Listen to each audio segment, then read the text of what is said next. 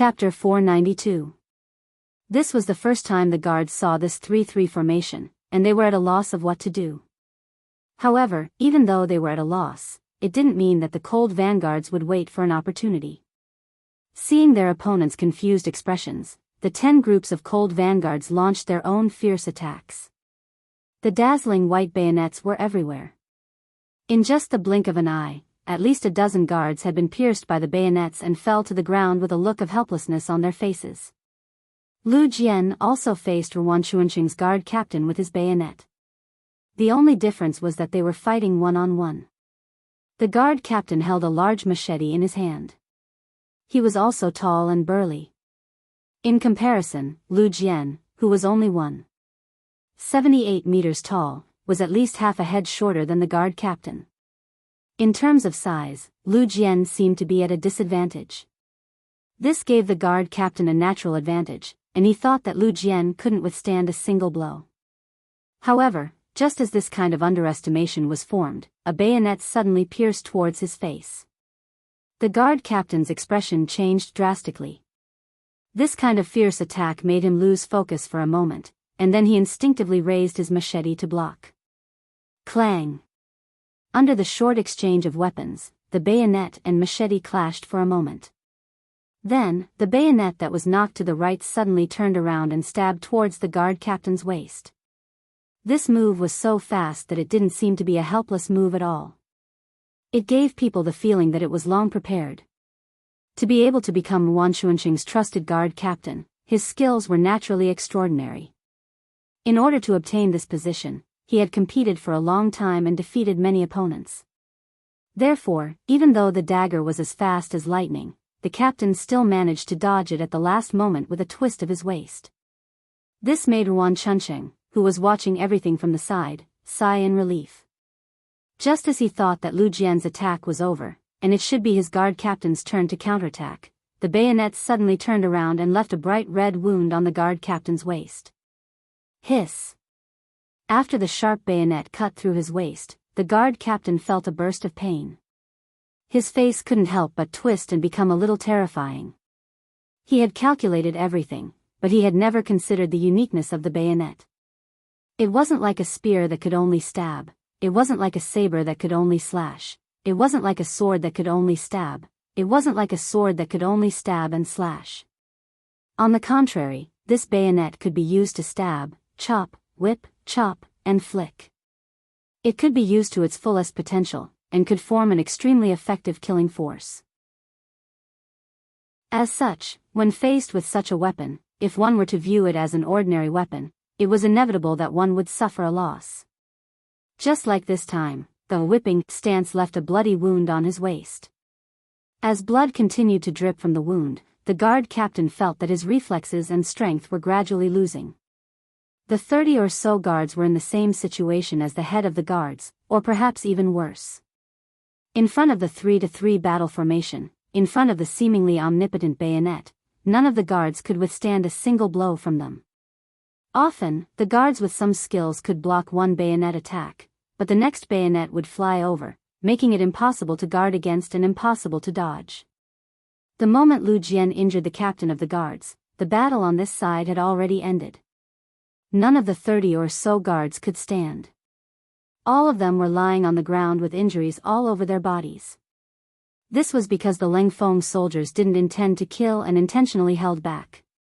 If this was a real battlefield, it wouldn't be just 30 or so injured that were lying on the ground, but 30 or so corpses. Enough. Ruan Xuanxing's expression turned extremely ugly when he saw that the guards he was so proud of were all defeated in such a short period of time. He was afraid that more of his men would be injured or killed if this went on. Thus, he roared loudly. When the country's prime minister put on a stern face, he naturally had an intimidating aura. Unfortunately, this aura was nothing in the eyes of Luo Pe and Kong Jie. On the contrary, the latter said in a mocking tone, "What's wrong? Prime Minister Wan, are you afraid? Hee, if you are, you can go back to Hanoi City now and regroup. We will see who wins and who loses on the battlefield." He was obviously trying to provoke Ruan Xuanxing. How could Ruan Xuanxing respond? Although he was a little annoyed that his guards didn't give him face, he wouldn't forget what his mission was. Next, he pretended that he didn't hear anything and said, "Generals, I'm here to see the Duke of Loyalty. Please lead the way. The Duke of Loyalty is in the barracks, but you can't bring any weapons in." Kong Jie reminded with a smile. This old man understands. This time, Yuan Chunqing was straightforward. He reached out and took off the sword on his waist, which was used as an ornament, and handed it to a guard behind him who had just gotten up. Then, he said to the head guard, "Put down your weapon and follow this old man in." Yuan Chunqing's cooperation made Kong Jie speechless. In his heart, he sighed at Yuan Chunqing's flexibility. He signaled Commander Luo Po with his eyes. After seeing the other party nod in agreement, he smiled and said to Yuan Chunqing, "Prime Minister Yuan, please." A fight broke out suddenly and ended quickly. In the end, Ling Feng won. Of course, Ling Feng had the advantage of being equipped with a bayonet, but more importantly, it was because of their cooperation. In other words, Ling Feng was Ling Feng. Even if he fought with cold weapons, one-on-one, or even one against many, he was still able to win. When they finally stepped into the barracks, they saw 5 guards every 3 steps and a sentry every 5 steps. These guards were all Ling Feng. Their training was basically over. What they needed to improve was their killing techniques and proficiency on the battlefield. Therefore, whenever Yang Qindong had the time, he would train the auxiliary soldiers and temporary auxiliary soldiers. Since they had the advantage in numbers, once they improved their battle prowess, it would be a huge boost to the overall battle prowess of the entire army. Under the guidance of Luo Pe and political commissar Kong Jie, Prime Minister Yuan Chunqing led the head guard who had a piece of white cloth wrapped around his waist into the depths of the barracks. From afar, he saw a wide training field. There were thousands of soldiers practicing all kinds of drills. Some were practicing formation, some were practicing assassination, and some were practicing target shooting. There were also some huge logs placed there for a few people to hold together to train their strength. All in all, Yuan Chunqing had never seen such a training method before. All of this gave him a sense of novelty. It was as if Granny Lu had entered the Grand View Garden. When he walked in front of a group of soldiers who were practicing walking under the slogan, 1, 2, 1, Yuan Chunqing was very curious. He couldn't help but ask Luo Pe and Kong Jie beside him, "Generals, why are they practicing walking?" Of course, the 2 regimental officers wouldn't tell him the various benefits of proper formation training. They only smiled and pointed at a young man who was also dressed in camouflage clothing not far away. "That's the Duke of Loyalty. Let's go over." Oh. When he heard that Yang Qindong was right in front of him, Yuan Chunqing set aside his curiosity and strode over to where Yang Qindong was. As he walked forward, his expression constantly changed. When he felt that the smile on his face was enough, he maintained this expression and walked over to Yang Qindong. "Duke, the Prime Minister of Jiaoji is here." Kong Jie's voice rang out respectfully and spread forward. Yang Qindong, who was watching the training on the field, didn't change his expression. It was as if he didn't hear Kong Jie at all and continued doing what he was supposed to do. After Kong Jie reported again, he didn't say anything else. He believed that the 6th young master must have heard what he said, but he didn't reply. There must be a reason why Kong Jie didn't ask anymore. Yuan Chunqing, who was originally smiling, stood there awkwardly. A full quarter of an hour passed. During this time, Yang Qindong said something to a few of the officers beside him. He pointed out many problems with the soldiers' training, but he didn't say a word to them. He didn't even turn his head to look at them. This made Yuan Chunqing's expression turn even uglier. If it wasn't for Crown Prince Li Yuanlong's voice in his mind, he would have probably left in a huff. Ahem. In the end, he had to fight for the opportunity himself. After adjusting his mentality, Yuan Chunqing decided to speak up himself. Although it was embarrassing enough, it was better than standing there all the time. "Your Excellency, I am the Prime Minister of Jiaoji Nation, Yuan Chunqing. I am here on the orders of my Crown Prince to pay my respects." Ruan Xuanxing's voice wasn't soft. He shouted with qi in his dantian, so it was impossible for anyone not to hear him. In the end, Yang Qindong finally turned his head. Yang Qindong finally moved. Ruan Xuanxing wanted to take this opportunity to say something, but before he could speak, the ridiculously young Duke of Jiaoji spoke first. Are you the Prime Minister of Chiha from Jiaoji? Since we are here to talk business, where is Hong Jin? I will leave this matter to you. 2 meters behind Yang Qindong stood the captive general of Jiaoji, Hong Jin. He was here to observe how the mercenaries trained under Yang Qindong's permission. According to the 6th young master's intention, Jiaoji would have its own army in the future, and the commander of this army would most likely be handed over to Hong Jin. When Hong Jin first heard this news, he was extremely excited. He originally surrendered to save his life, but now he really wanted to serve under Yang Qindong. It was as if he had the opportunity to come to the training ground. He stared at everything without blinking. He only wanted to learn the mercenaries' training methods so that he could form a strong army in the future. Chapter 493. He was still in the middle of studying when Ruan Xuanxing's sudden arrival attracted his attention. As a former deputy general of Jiaoji, how could he not know the Prime Minister of Jiaoji? It was just that with his previous status, he couldn't talk to him at all and could only watch from afar. Just now, Ruan Xuanxing's performance fell into Hong Jin's eyes. When he saw the high and mighty Prime Minister bowing to the 6th young master, he didn't know why, but he felt a burst of joy in his heart. He originally felt inferior because he was a surrendered general, but now it seemed that there was no difference between him and the Prime Minister. Just as he was thinking about this, Yang Qindong suddenly called out his name. This made him tremble and he couldn't believe what he had just heard. While Hong Jin was still in shock, Tiger's Mane, who was beside Yang Qindong, had already handed him a piece of paper with words written on it. This is the request for the negotiation. Take a good look. This is also a chance for you to perform well. Seize it. Tiger's Mane patted Hong Jin's shoulder as he spoke. This seemingly inconspicuous action made Hong Jin very excited. Who didn't know what kind of person Tiger's Mane was? He was Yang Qindong's most trusted person. Even regimental officers like Luo Pe and Kong Jia were very respectful in front of him. It was definitely Hong Jin's honor that Tiger's Mane thought highly of him. The excited Hong Jin immediately straightened his chest and said with an incomparably firm tone, "Please rest assured, Tiger's Mane and Tiger's Mane. I will definitely handle this matter well."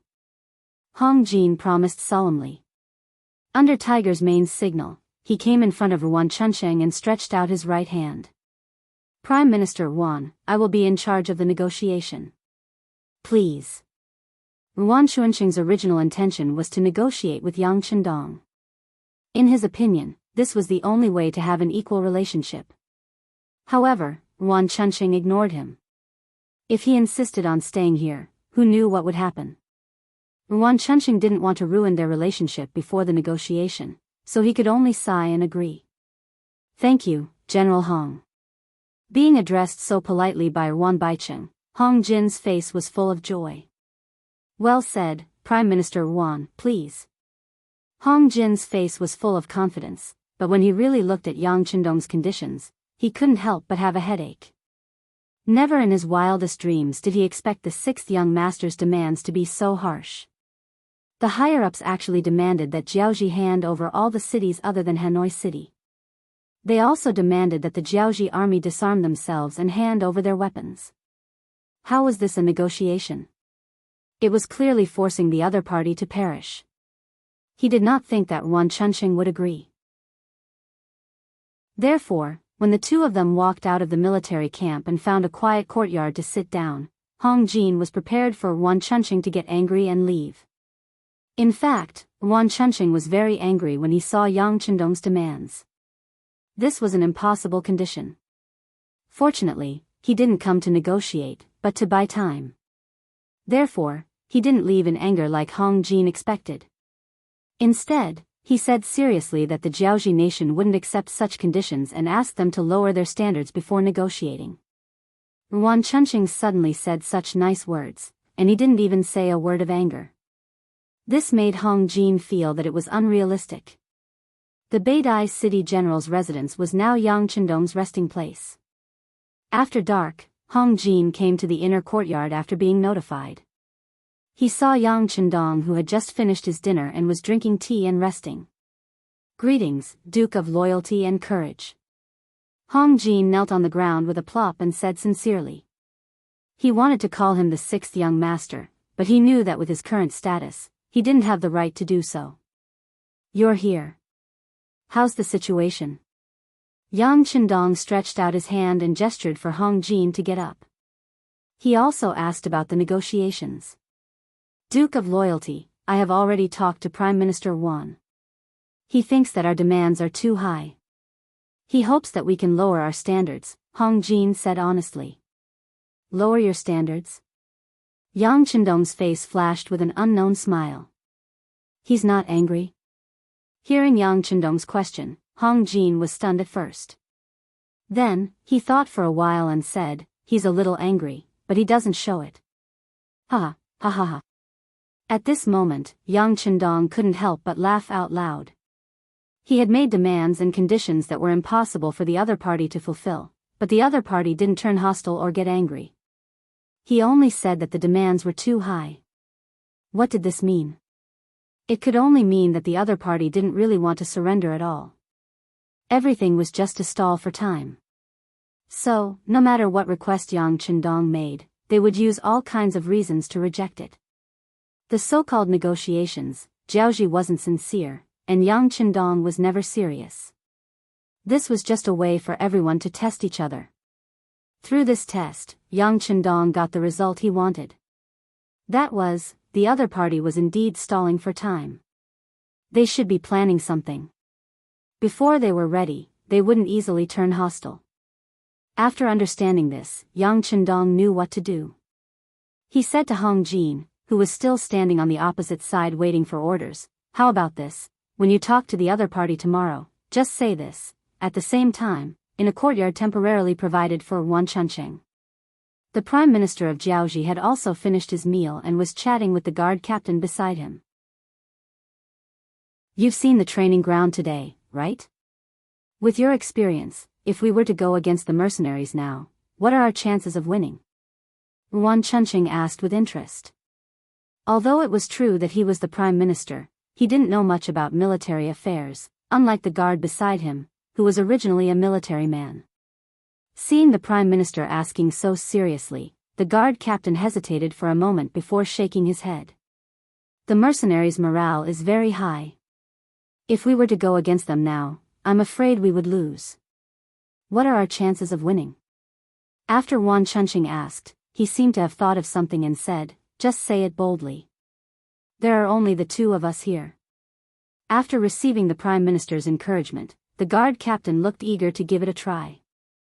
Then, he slowly squeezed out two words, 20%? Hearing the words, Wan Chuncheng looked at the guard captain suspiciously. Being stared at, the guard captain lowered his head and squeezed out two words with difficulty, 10%. "Only 10%? Hearing this answer, Wan Chuncheng was clearly very dissatisfied. "Yes, with our current weapons and equipment, it's only 10%.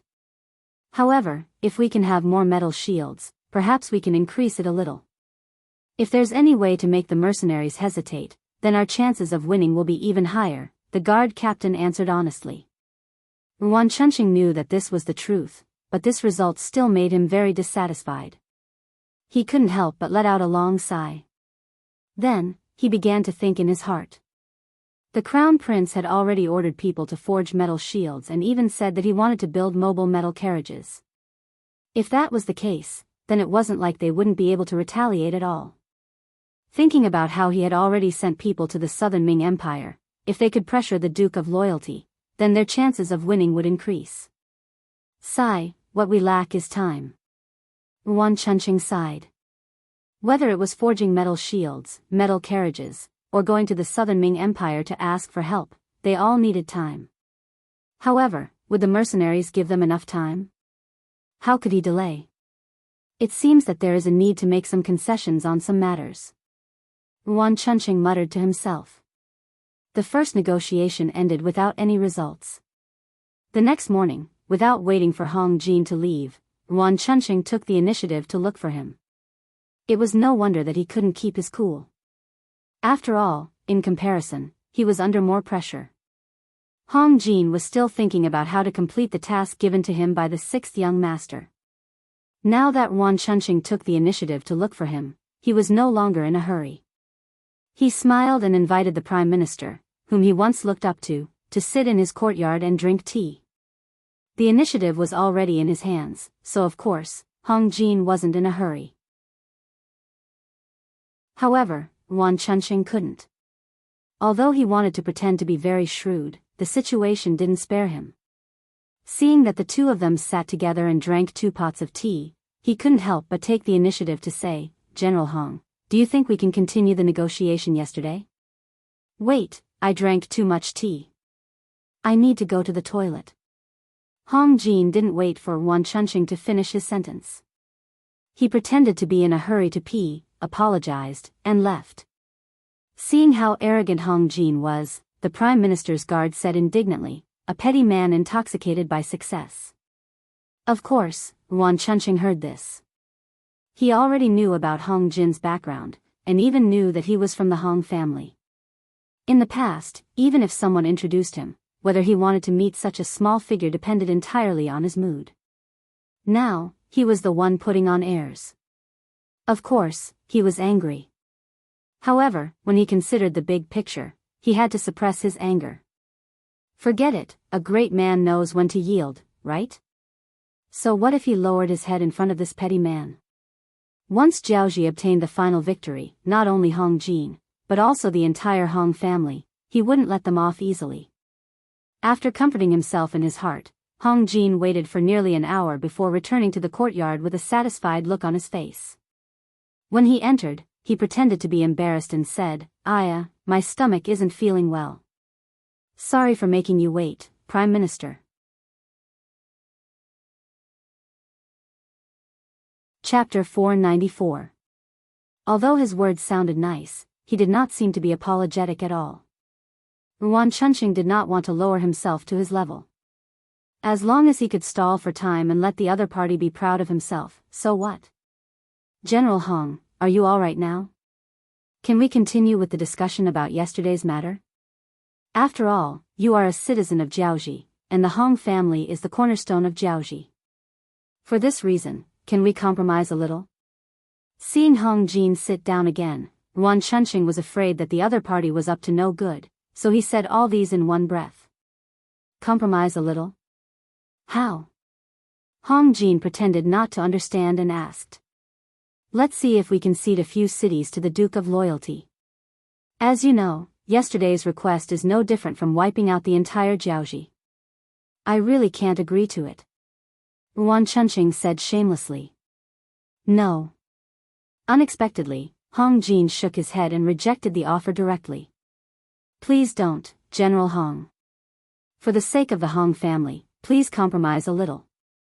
Don't worry, when I return, I will promote the people of the Hong family and make them one of the top 6 families. What do you think?" This time, in order to achieve his goal, Yuan Chunqing was really going all out. He could make any kind of promise as long as he could buy some time.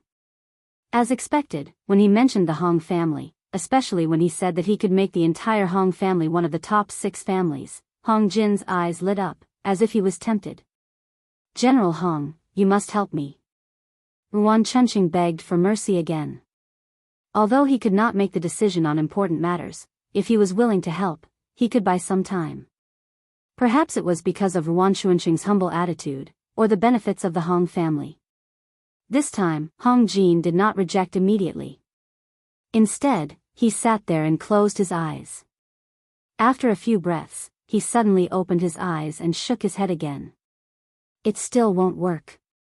The Duke of Loyalty wants Jiaoji to be completely submissive. It won't work if we give you a few cities." Ah.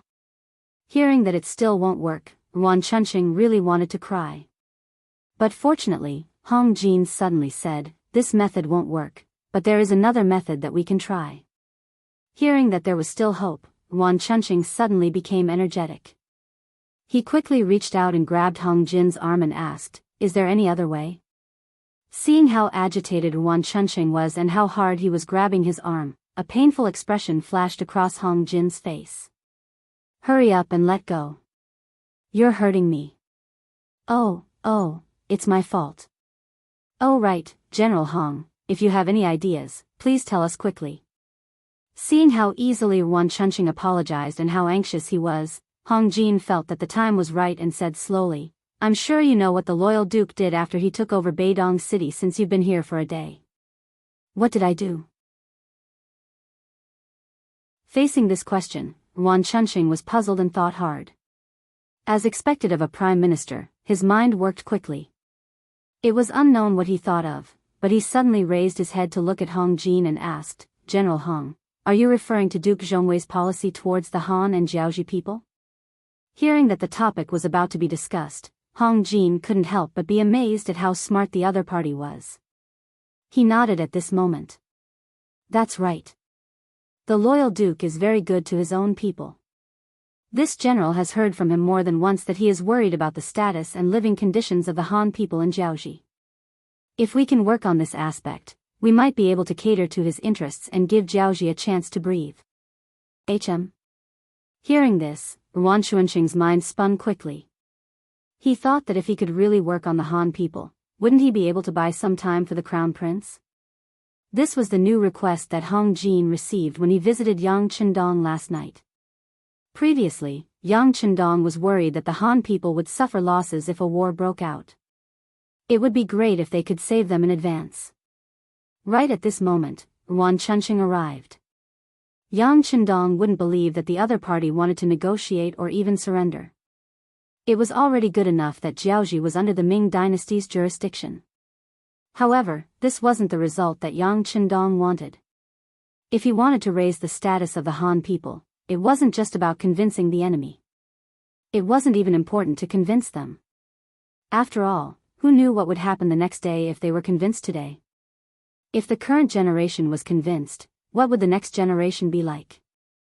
The best solution wasn't to place hope on others, but to do something with one's own abilities. For example, if Jiaoji was completely destroyed and handed over to the Han people to rule, even if there were disloyal people in the future, wouldn't it be like meat rotting in a pot? Thus, from the start, Yang Qindong had no intention of letting Jiaoji off. No matter what price the other party had to pay, it was the same. However, the reason why he agreed to negotiate was because there were some things that he needed to prepare. With the 10,000 soldiers in his hands, defeating the Jiaoji army wouldn't be a problem. The problem was that after defeating the Jiaoji army, he wouldn't have enough strength to rule this place. He didn't want to work so hard only to benefit someone else in the end. Thus, the problem of population was the problem. In order to achieve his goal of ruling this place, Yang Qindong had already sent a message to Qiqian City, asking them to gather some people and move them to Jiaoji. This would solve the problem of governance after the departure of the Lengfeng army and expand the Yang faction's influence and territory. It would take time for those people to arrive.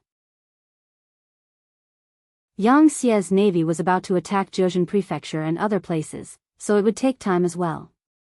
Thus, why not take advantage of this time to get the Han people of Jiaoji over? That way, he wouldn't have to worry about people venting their anger on them or using them to threaten him in the upcoming war. This was why he gave Hong Jin a new mission after meeting him last night. This was why Hong Jin seemed to be persuaded by Yuan Chunqing and took the initiative to give him ideas. Otherwise, with Hong Jin's status as a surrendered general, how would he dare to come up with such an idea and make such a decision? However, how would Yuan Chunqing know all of this?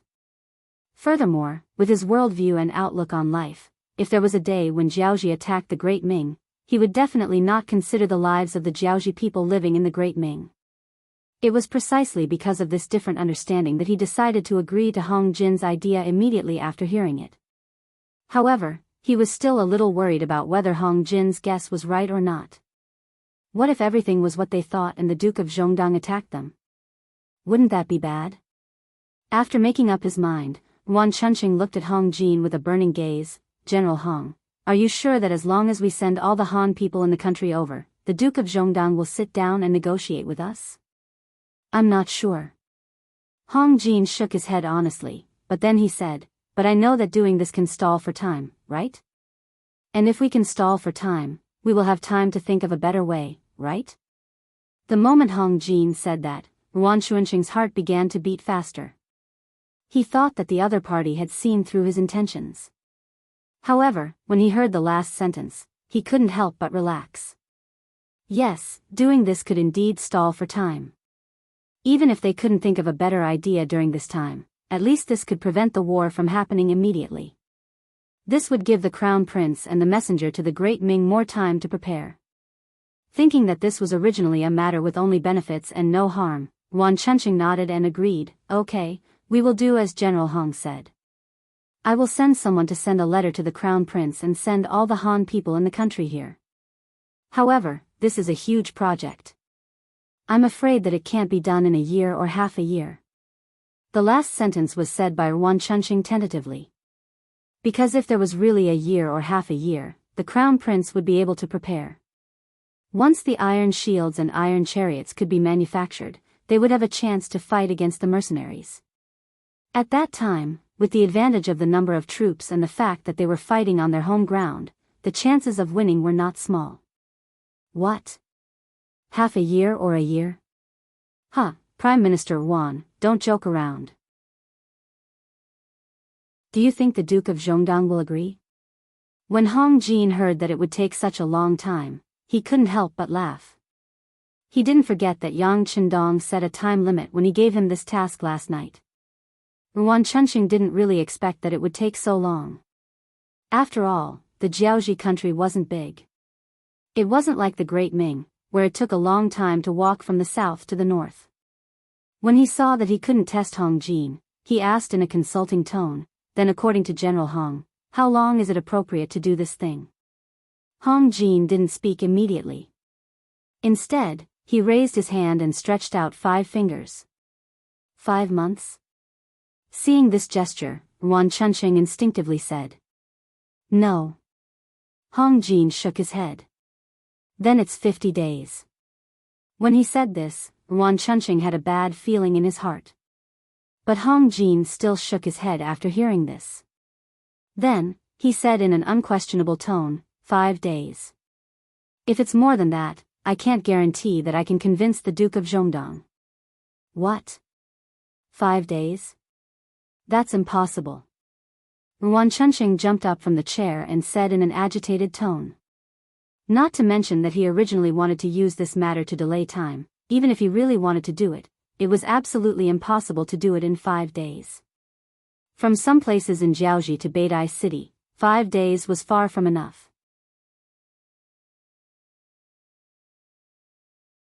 Chapter 495. As if he already knew that Yuan Xuanqing would have such a reaction, Hong Jin retracted his 5 fingers and spread out his hands. If that's the case, then there's nothing to talk about. I'll go report to the Duke of Loyalty. Maybe after lunch today, they will send troops to Hanoi City. After saying this, Hong Jin stood up and looked like he was about to leave. How could Yuan Xuanqing let Hong Jin leave like this? If that was the case, wouldn't his lobbying mission have failed? Therefore, he immediately reached out and pressed on Hong Jin's shoulder. General Hong, is there anything we can discuss? How about this? How about 3 months? 6 days. 2 months? 7 days. 1 month? 8 days. Half a month? 9 days. The two of them were like peddlers and finally set the time at 10 days. 10 days was the date Yang Qindong gave to Hong Jin. Because within 10 days, Yang Qindong could basically prepare for war. In such a short time, there would definitely be some Han people who couldn't come because they lived too far away. This was something that couldn't be helped. A long night was fraught with problems. If there were a few hundred or even 1,000 Hans in 1 or 2 cities that did not arrive, Yang Qindong would definitely not allow that to happen. 10 days naturally made Yuan Xuanqing somewhat dissatisfied. But he also thought that when the time came, he would just delay a bit and try to send some people over within 10 days. After 10 days, there would be more people coming. He didn't believe that at that time, the Duke of Loyalty would really dare to start a war. With each having their own plans, the two sides reached a temporary agreement. Yuan Chunqing wrote a letter personally and sent it to the Crown Prince in Hanoi City. After that, the war in Jiaoji obtained a temporary peace. Yunnan Ping Shi Wang residence. The Mu family, which was the closest to Jiaoji, had been planting their own intelligence agents in Jiaoji. They were the first to know that Yang Chendong had suddenly appeared outside Chu Yi City with his mercenaries and occupied the city. Then, he had sent his troops to Beidai City and occupied the city. After receiving the news, Mu Bin immediately sent the information to the Southern Ming Emperor, Zhu Qizhen. After that, he called Wang Ji, the current Right Assistant Minister of the Ministry of War, to help him analyze the current situation. Along with Wang Ji was the outstanding disciple of the Mu family. Muang was not even 30 years old, but he had been in the army for more than 10 years. This child of the Mu family, who had entered the military camp in his teens, not only had extraordinary skills, he was also abnormally brave and fierce when fighting. He became one of the young people of the Mu family that Mu Bin valued the most. The three of them were sitting in the side hall of Lord Shiping's mansion. The reason why they didn't call anyone else over was because they wanted to discuss the main point of the matter. Under such a chaotic situation, how should the Mu family make a decision? When discussing such an important matter that concerned the interests of the Mu family, the fewer people who knew about it, the better. Although Muang was still young, he was eloquent and calm in the face of trouble. It was natural to call him over. Wang Ji was even more so. As someone who had been abandoned by Emperor Yingzong, he had no choice but to rely on the Mu family. His thoughts were naturally for the sake of the Mu family. As someone who almost became the minister of the Ministry of War, he naturally had good judgment. Calling him over was a good opportunity to listen to his views on the current situation. Wang Mubin of Shiping was sitting between the two of them. He listened to their opinions without saying a word. The three of them knew about the news. Next, it was time to express their views. The first to speak was the young Muang. He first took the information and carefully read it 3 times. Then, he shook his head. This is not possible. Everyone knows how many people there are in the mercenaries.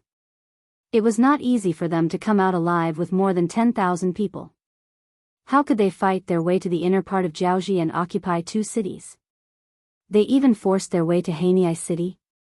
Is there a mistake in the information? It was no wonder that Muang would think this way. It was because he could not do the same thing. Although he was considered a general of the Mu clan, even if he was given 100,000 soldiers, he would not be able to do things so beautifully, let alone 10,000. The information can't be fake. This information has been verified. Mu Bin saw that Wang Ji also did not believe it, so he spoke up to confirm the authenticity of the information. As for the verification he mentioned, it was naturally the same information sent by another intelligence team. For a matter, one person's words could be wrong and could not be trusted completely. However, when everyone said the same thing, there was no doubt that it was true.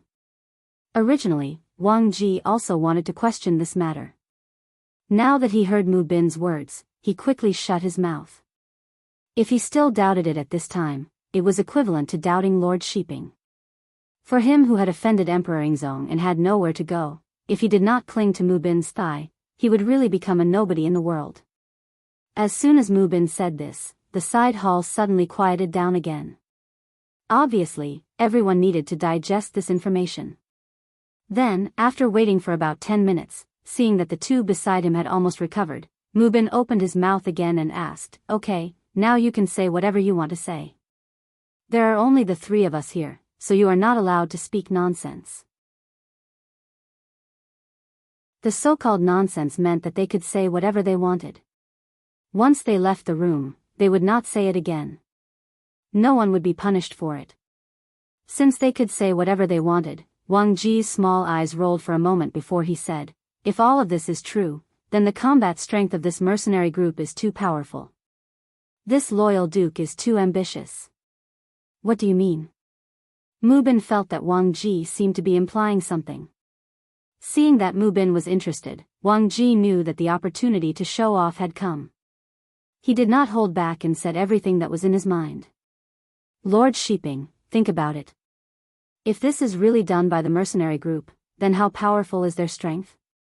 With such strength, why did it take nearly 2 months when the imperial court asked him to deal with the Huang bandits? With their tyrannical strength, they could just push forward. After a few battles, the untrained and disorderly Huang bandit army would scatter and flee in all directions. Not only that, if he really wanted to solve the emperor's problem and did his best, he could have come to quell the chaos in Yunnan after eliminating the Huang bandits.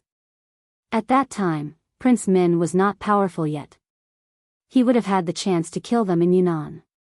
Then, the current situation would not have been so complicated.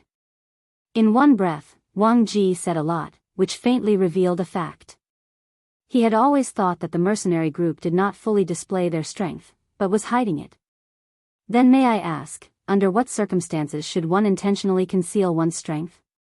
Could it be that he was plotting something big? Or even the reverse? Did he deliberately want to see something happen? Did he deliberately want to see the chaos become bigger and bigger so that he could benefit from it? After all, anyone who had an invincible army would want to have space to display their strength. Otherwise, wouldn't the jewelry be covered in dust? It had to be said that Wang Ji's deduction did make some sense. Mu Bin had also heard those words, but even though they had already thought of this point, they were still unable to see through Yang Qindong's grand goal of wiping out Jiaoji, raising the prestige of the Han people, and dominating the world.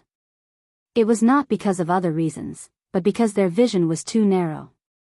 Although they were considered to be in a high position, their eyes were always on the Ming dynasty, and they were also in this environment. Since young, they were taught that the outside world was a barbarian land, and it was incomparably desolate.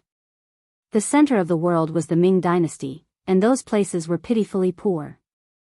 What was the use of occupying them? It was under such conservative thinking that Mu Bin asked such a question. So, the Duke of Loyalty and Courage is deliberately hiding his strength. But why is he doing this? What is the use of damaging Jiaoji? Does he really want to occupy that place? Although this prince has never been there, I have heard many people say that the land there is small, and there are many people there. It is very poor. Using Mu Bin's words, Wang Ji also said, of course, he doesn't want to occupy that place. There are no benefits there. The Duke of Loyalty and Courage is doing this to show off his strength. This way, others will be wary of him, and then he can achieve his goal. Goal? What goal? This time, it was Mu Wang who asked. He. Wang Ji smiled proudly, and then asked Mu Wang, General Mu, this old man wants to ask you. After hearing about the strength of the mercenary army, if you were to lead an army to fight him, what are your chances of winning? Mu Eng's face turned red as if he had been asked a question. He wanted to say that he was not afraid of the mercenary army, but when he thought about the way they attacked Jiaoji, it was not something he could do. This courage dissipated in a short time, and he had to shake his head and say, if the two armies really fight, and fight with swords and spears, I'm afraid our Mu family will not be able to gain any advantage. Hearing Mu Eng's answer without confidence, Wang Ji not only did not make sarcastic remarks, but also nodded. Let's see. Even the Mu family army does not have the confidence to win. Then whether it is Ying Zong or Min Wang, how can they talk about winning? This is equivalent to obtaining victory in terms of momentum before the battle. If they want to use this momentum to ask for something from the emperor, how can they not agree? At this point, Mu Bin, who was sitting at the side, finally seemed to have thought it through. Does official Wang mean that the Duke of Loyalty and Courage wants to be a king like this prince? There is indeed such a possibility. After all, we have received news before that the Duke of Loyalty and Courage is very persistent about the throne.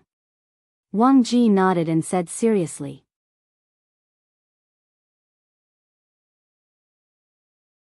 Chapter 496. He also wants to be a king. Why? How can the emperor agree so easily?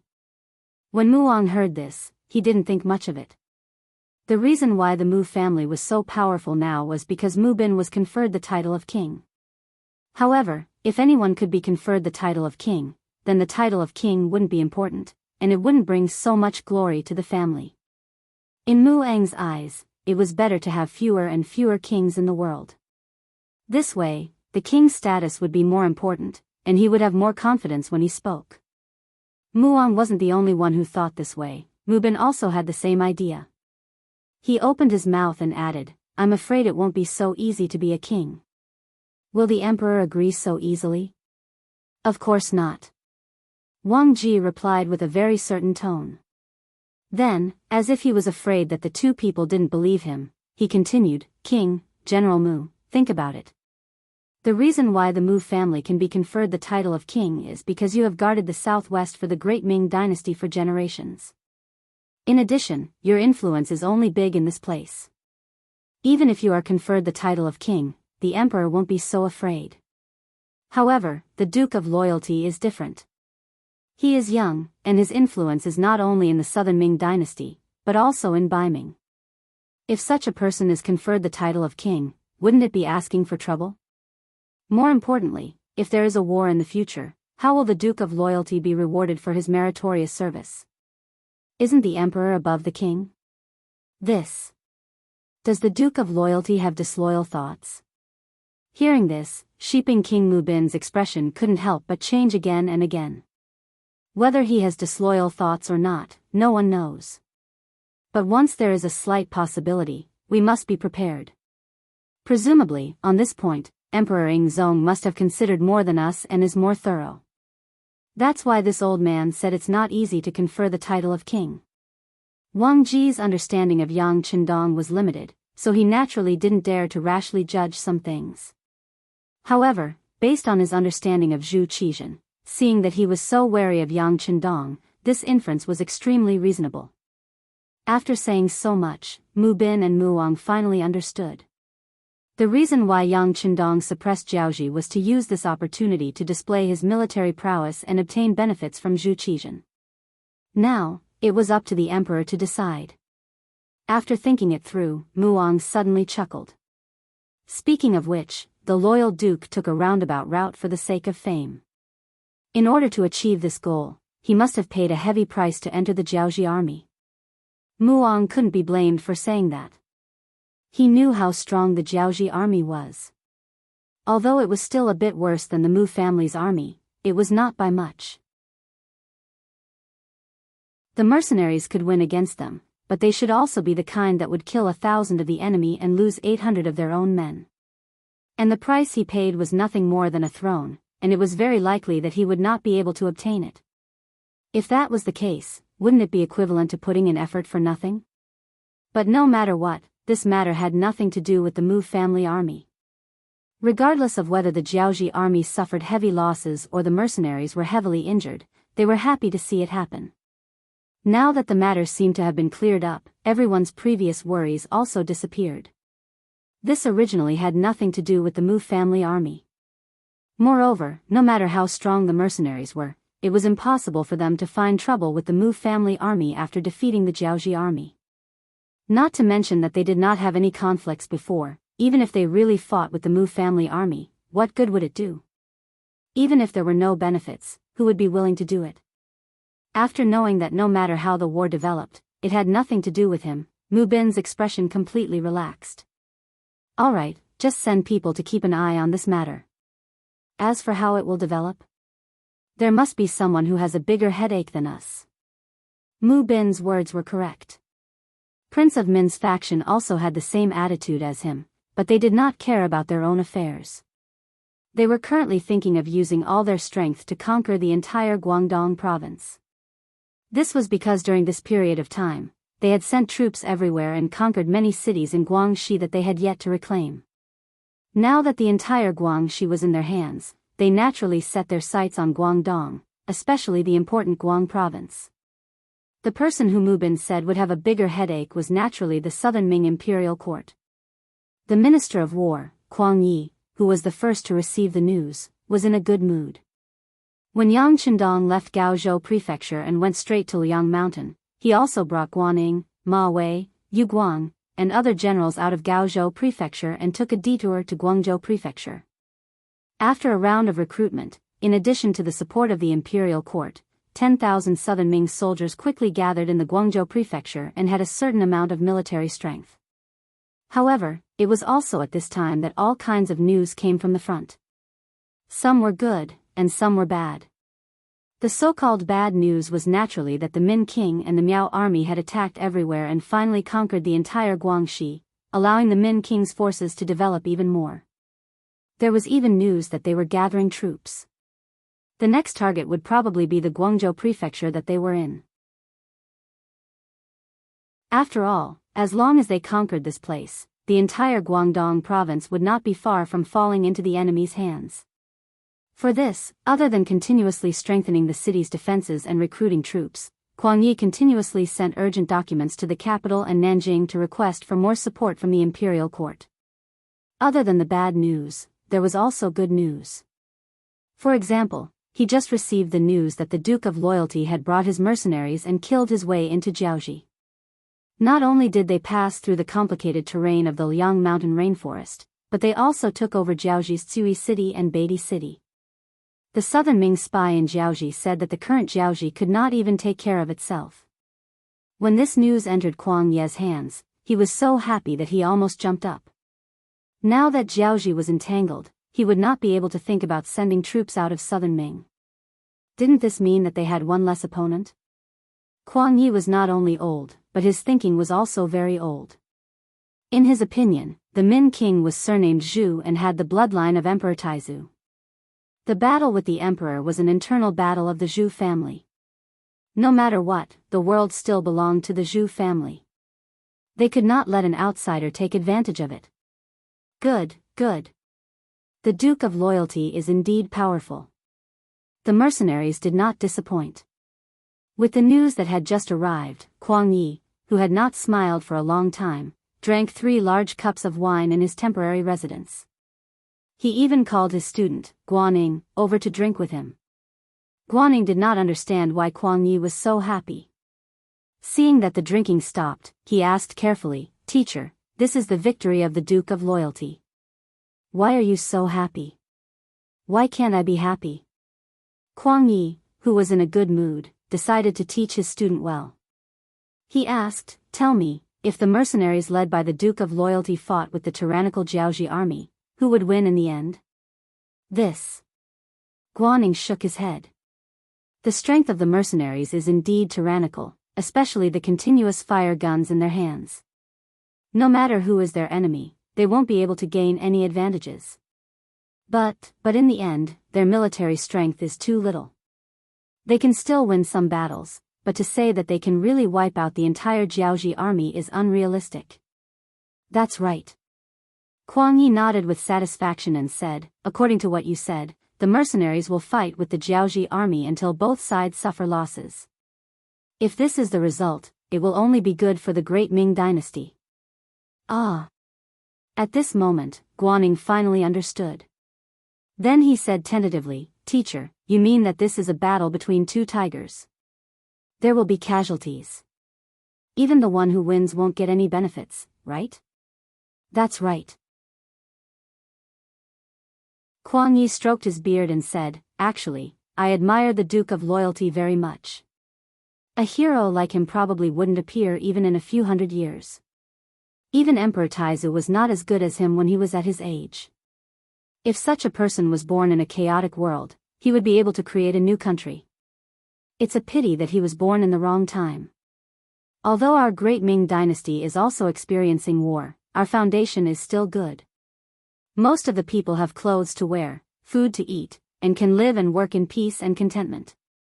In such an environment, it is obviously impossible to have any great construction skills." Guaning, who was at the side, kept nodding. He agreed with his teacher's analysis. Kuang Yi didn't seem to have finished and continued, "This old man admires the Duke of Loyalty and courage, but I also fear him. This is because young people are sometimes impulsive and do not act according to common sense. I am worried that he will have other thoughts because he has the power weapon.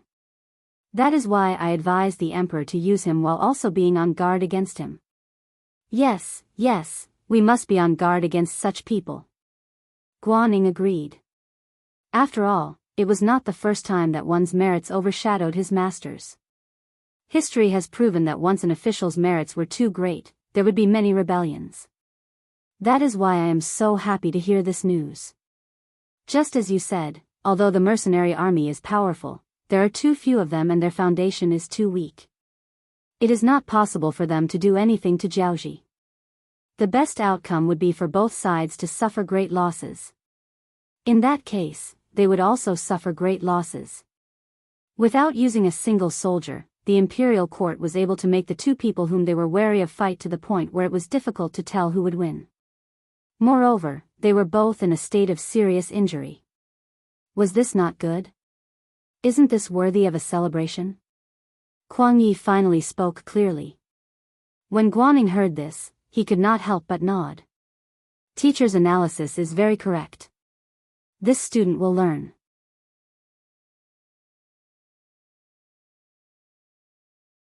Chapter 497. Ha ha ha, Guaning, you are actually very smart. Do your job well. Teacher is getting old and will retire one day. When that time comes, the Ministry of War will be under your control. Kuang Yi was so happy that he couldn't help but say what was on his mind. Guaning, who was still listening to his teacher's teachings, became excited when he heard this. This was the first time his teacher talked to him about his future. In the past, he thought that Kuang Yi only cared about serving the country and didn't think about personal matters. Now, it seemed that it wasn't that he didn't think about it, but that he didn't want to express it. Kuang Yi was almost 70 years old. How many more years would he be in charge of the Ministry of War? When he retires, he would arrange for his trusted aides to take over. This was human nature. At that time, it would be time for him to rise to the next level. Thank you, teacher. Guaning stood up and bowed in gratitude. Ha ha ha. Kuang Ye's laughter sounded again. It seemed that from this moment onwards, the southern Ming Empire had regained its former prosperity and power. The news was still being passed around and had not reached Nanjing yet. However, when the news reached there, especially after the emissary of Jiaoji met with Zhu Qizhen, it would definitely make Emperor Yingzong, who had not been doing well recently, happy. However, these people didn't know that their happiness was for nothing. Everything that was impossible in their eyes was possible in Yang Chendong's hands. They had underestimated the Duke of Loyalty. Jiaoji Country, Beatty City. 9 days had passed since Hong Jin and Wan Chunqing agreed on the agreement. In these 9 days, more than 20,000 Han people had arrived at Beatty City. Among them, there were hundreds of Jiaoji spies who were hiding among them. They were dressed like the Han people. In addition, they had lived together for many years, so it was easy to disguise themselves. According to Wan Chunqing, there were at least 10,000 Han people rushing here. There were also many cities that were still mobilizing because they were too far away. All in all, Wan Chunqing was very proactive in this matter. His actions seemed to be very fast. However, Jiaoji wasn't a small country. It was impossible to complete this matter in 10 days. This way, it would be able to stall for time. Yang Chendong had long seen through Wan Chunqing's thoughts. He didn't point it out because he also needed time to prepare for the battle. With the Han people entering the city, it would be easier for them to conceal their military objectives. As for whether or not there were spies from the Jiaoji nation among the 20,000 Han people who had already entered the city, Yang Chendong did not care. After all, these people were going to be sent to Ryukyu Island. At that time, no matter who you are, after studying and living there, you will become a resident of Crimson City. On the surface, Yu Qian was in charge of the management of Crimson City. However, he was more in charge of managing the people's livelihood and the development of various factories. In fact, he was still implementing military control among the people. If one had to describe it, it was a bit like when China was established in the 60s. Every outsider who entered would be strictly checked. Even if you were a Han person, you would be disrupted after entering the city. Yang Chendong was playing this game. Under such a policy, Leng Feng, the auxiliary soldiers, the militia, and even the children's regiment, as well as the residence committee, if anyone tried to do anything, they would be caught and dealt with. Even wearing a big hat on the streets was a common thing. It wasn't worth making a fuss about. Under such an atmosphere, no matter where these 20,000 Han people came from, they would only be on the same side when they arrived at Ryukyu Island. In fact, the moment these 20,000 people entered Beatty City, they were under military control. Then, they were escorted out of the city by Ling Feng, the auxiliary soldiers, and the temporary auxiliary soldiers to Chu-Yi City. At the seaside not far from Chu-Yi City, the Yangxia Navy's ship was already waiting there. On the ship, not only were there large amounts of firearms and ammunition produced by Crimson City's arsenal, there were also 50,000 Han people. These 50,000 Han Chinese were all young and active members who had performed outstandingly on Ryukyu Island. They were selected by various units and departments. They would become the backbone of the Jiaoxi country in the future. They would lead the people here to build a new Crimson City. Of course, this so-called building was not really building a modern city. Instead, it was a transfer of management and governance. In other words, it was the continuation of Yangxia's new territory. This was also an expansion from the island to the mainland. This was the first expansion, and there was no prior experience. In order to achieve a better goal, these 50,000 people were only the first batch. There would be a second and third batch, each with 50,000 people. With these 150,000 people as the foundation, and some Ling Feng soldiers stationed here in the future, stabilizing the territory of Jiaoxi would not be a problem. In truth, Yang Qindong wanted to send more people out from the island. However, these 150,000 youths were already enough to cause Crimson City to suffer. After all, what Ryukyu Island lacked the most was manpower.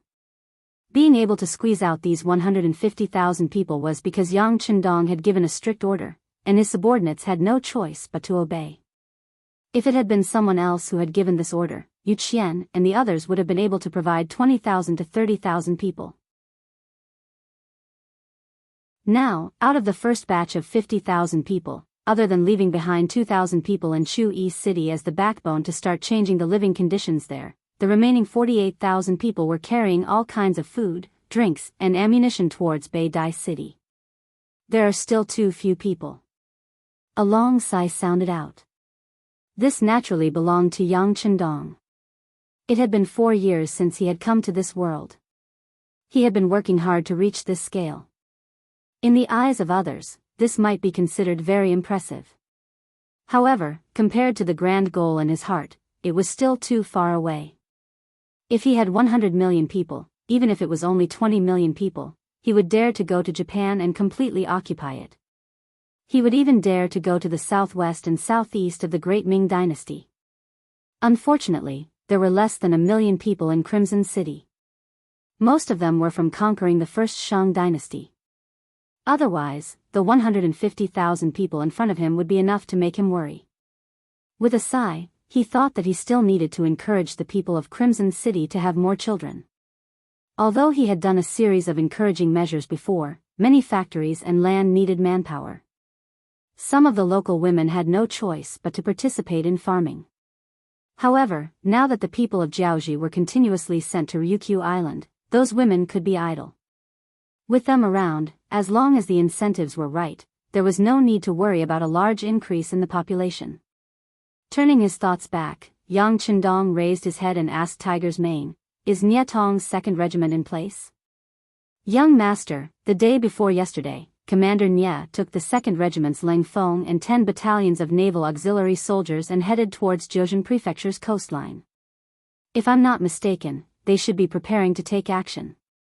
Yang Qindong nodded thoughtfully. "Tell Regiment Commander Nye that after conquering Jiuzhen County, don't rush to join us. Continue to send troops out of Sunan County and take it down first. If we need help here, let him know." In other words, there was no need for any reinforcements. With just these 10,000 soldiers, they would be able to take down Jiaoxi County. Hearing this, Tiger's Mane nodded. "Yes, young master. I will inform Regiment Commander Nye of your orders. But can we really take down Jiaoxi County with just us? Whether it is the military strength or the territory, it is far greater than Jiuzhen County and Sunan County combined." Only Tiger's Mane, who had been by Yang Qindong's side for the longest time, dared to ask such a question. If it was someone else, they would only need to carry out the order. But his considerations were also very reasonable. Conquering a country was one thing, conquering it was another. If they didn't have enough military strength, they wouldn't be able to do it. Haha. Yang Chendong first smiled, but he didn't immediately answer this question. Instead, he casually pointed outside the door. Following the direction of his finger, Tiger's Mane saw Hong Jin standing respectfully outside, waiting for Yang Chendong to summon him. Isn't there General Hong Jin? After casually saying this, Tiger's Mane suddenly thought of something and said in surprise, Young Master means to use him as a general, and then, that's right. Yang Chendong directly interrupted Tiger's Mane's words and said with a smile, that's right. There is a saying, to control the barbarians with the barbarians. We can form a Jiaoji mercenary army and let them be in charge of the security of Jiaoji County. Compared to us, they are more familiar with this place, right? Yang Chendong was currently thinking about the Japanese army in the future.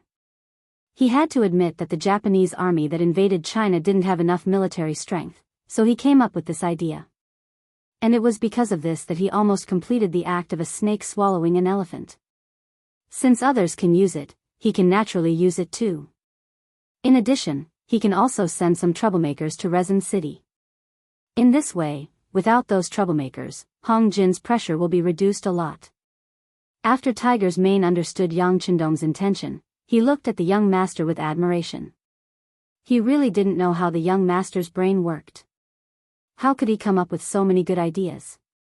Just like using the Jiaoji mercenary army to govern the Jiaoji people, he wouldn't have thought of this even if he was beaten to death. It wasn't that Tiger's Mane was stupid. It was just that no one had used this method before, so naturally, he wouldn't have thought of it.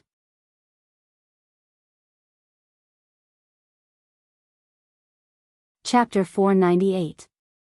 Well, go and wake Hong Jin up. Yang Chendong said casually, then turned around and sat back on the big chair. In front of Tiger's Mane, he could do anything he wanted, but in front of a surrendered general like Hong Jin, he had to maintain his dignity. What was a superior? Not only did he have an imposing manner, but he also had to learn all kinds of methods and use all kinds of environments to enhance his imposing manner. Once he did it well, it would give his subordinates a lot of psychological pressure. When he issued an order, there would naturally be no second opinion. Not long after Yang Chendong sat down, Hong Jin came in under Tiger's Mane's lead. As soon as he entered the room, Hong Jin knelt on the ground, not daring to raise his head, and said in a very respectful voice. Subordinate Hong Jin greets Duke of Loyalty. As a surrendered general, Hong Jin was very clear about his identity. Not only in front of Yang Chendong, but even in front of some ordinary mercenary officers, he was very respectful. Therefore, for a long time, no one really made things difficult for him. Originally, under the leadership and teaching of Yang Chendong, the mercenaries were very particular about the equality between officers and soldiers. Even if a soldier joined the army, as long as he was not too arrogant, no one would make trouble for him. If Hong Jin's attitude was slightly better, it would be even worse to say that no one would want to make things difficult for him. Yes. Seeing Hong Jin kneeling in front of him so respectfully, Yang Chendong nodded and then said casually, "You did a good job." Hearing the praise, Hong Jin, who was kneeling there, felt happy. However, he still said cautiously, "It's all thanks to the Duke of Loyalty's good teachings." "Alright, there's no need to call me Duke of Loyalty. You're my man, so just call me Sixth Young Master from now on." Yang Chendong slowly straightened his body as he spoke. The change in address meant that he had been initially accepted by Yang Chendong. Hong Jin, who was overjoyed, quickly kowtowed to the ground and said, "Yes, Sixth Young Master." Yang Chendong could understand the slight tremor in Hong Jin's voice. After all, even though the Hong family had some power, it was still far from the Yuan, Chen, Li, Fan, Huang, and Pan families. It could be said that at this moment, Hong Jin really wanted to be understood and recognized. Yang Chendong, who fully understood this, wanted to give Hong Jin a chance to stand out. "Hong Jin, have you ever thought of putting down the things you're doing and doing something else?" The work at hand was to settle the Han people who came from all parts of Jiaoxi. Even though this job didn't seem like much, most of the Han Chinese who came here were in a daze. Many of them didn't even know why they were here. They were all forced to come here by the Jiaoxi army. These people didn't have any feelings of gratitude or excitement. Even so, Hong Jin was happy to do these things. In his opinion, some things wouldn't have much effect if he didn't do them at the beginning, but as time passed, as long as he treated these Han people well, they would eventually remember him. Who knew when one or two of these people would stand out? At that time, if they were willing to take care of him, that would be the greatest reward. It was precisely because he had such an idea in his heart that when he suddenly heard Yang Chendong say that he was not allowed to take care of this matter, panic appeared on his face. He didn't know if he did something wrong, or if he did something that Yang Chendong wasn't satisfied with. Therefore, his first reaction was to kowtow to the ground again. Then, he continued to explain, "Sixth young master, this lowly one does things in a rough manner. If there is anything that is not to your liking, please forgive this lowly one. This lowly one knows his mistakes and will definitely correct them." Mistake? What mistake did you make? Even with Yang Chendong's intelligence, he didn't know what to do with Hong Jin's actions. Hearing that there was no blame in Yang Chendong's words, Hong Jin slowly raised his head with a puzzled look. Just as Hong Jin raised his head, Yang Chendong's voice sounded, "This young master wants to give you a chance to stand out, a chance to bring glory to your Hong clan. How about this, you form an army, and you will be the general. The number of people should be around 30,000. Other than the advanced firearms, this young master will provide you with any other weapons. How about it?" Before Yang Chendong could finish his words, there was a heavy thud on the ground. Looking carefully, it was the sound of Hong Jin kneeling and kowtowing.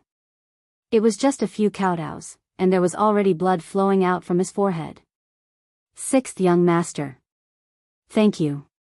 Thank you. I won't say anything else. I will remember your kindness. In the future, if you tell me to go east, I will definitely not go west. The Hong clan will also follow the sixth young master's lead for the rest of my life." It was no wonder that Hong Jin was so emotional. He had worked very hard since he was young, and that was why he had the chance to become Wang Gingwang's deputy general and lead an army alone. Although he failed in the end when he faced the mercenary army. Didn't he do all this for the sake of bringing glory to the Hong clan? Now, the usually strong Jiaoxi army was so weak in the face of the mercenary army. If things went wrong, Jiaoxi would be in big trouble. It was hard to say if the Hong clan would be able to survive. And it was at this time that Yang Chendong allowed him to form his own army. Such a huge contrast was equivalent to a person who was so poor that he couldn't afford to eat suddenly finding a 10 million check in his bowl while begging for food. How could he not be excited and filled with gratitude? Hong Jin knelt there with tears of gratitude on his face. Then, he kept swearing. Yang Chendong saw all this, but he wasn't moved. He didn't really want to pity anyone. Because when he thought about how the Han clan would have to be slaves for a few hundred years if it wasn't for his appearance, he was furious. Back then, did anyone pity the Han clan? Of course, the answer was no. In this world, it was sad to rely on other people's pity to survive. The most important thing was to have your own strength. As long as he had enough strength, he would be able to gain the recognition and respect of others. Everything else was just fleeting clouds. As for what Hong Jin said, it might be true now. But when he really obtained a high position, when the mercenary army's strength couldn't affect him, who knew what he would do? Instead of placing his hopes on others, it was better to set strict rules from the start. This way, he wouldn't have to worry about other people causing trouble. Alright, stop kowtowing. Your body is your own. This young master still needs you. If you get injured because of this and can't lead the army, then I'll have to consider changing you. As Yang Chendong said this, Hong Jin knelt there obediently. Obviously, he was really afraid that Yang Chendong would change him. If that was the case, all his hard work and performance would go down the drain. Seeing that Hong Jin's breathing had stabilized, he wasn't as agitated as before. Yang Chendong's voice sounded again. This young master can allow you to lead an army, but you have to agree to 3 conditions in advance. If you can do it, then this job is yours. If you can't do it, then there's no need to force yourself. This young master won't punish you for this. But if you can't do it, then you won't even have a chance to be free. Do you understand? Understood, this little one understands. 6th young master, just tell me what to do. At this moment, Hong Jin didn't have the ability to bargain. He had already thought it through. No matter how harsh Yang Chendong's conditions were, he would agree to all of them. No matter how high the requirements were, it was better than not knowing what would happen tomorrow. Seeing that Hong Jin agreed so quickly, Yang Chendong didn't doubt his sincerity. After all, if he was in Hong Jin's shoes, he wouldn't be able to reject the opportunity to lead an army either. Then listen carefully. First, 30,000 soldiers is a limit.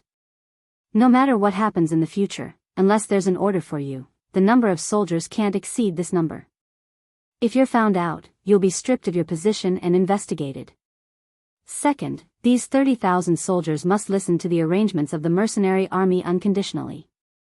If you or any of your subordinates dare to have any selfish thoughts, you'll be killed without mercy. Even you won't be able to escape the crime of not managing your army properly. Third, those who are capable in the Hong family can join the army. Those who aren't can't be forced to join.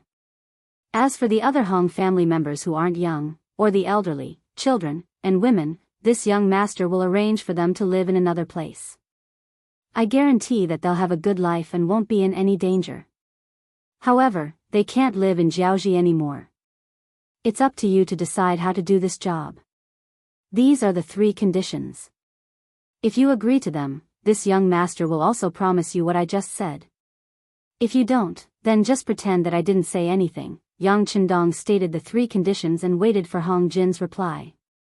He didn't have any intention of forcing Hong Jin. There were some things that couldn't be done well without the initiative. As for why he wanted to form a Jianghu mercenary army, it was because the number of mercenaries he had was still too little. If he had to leave behind a sizable army for every territory he conquered, then no amount of mercenaries would be enough.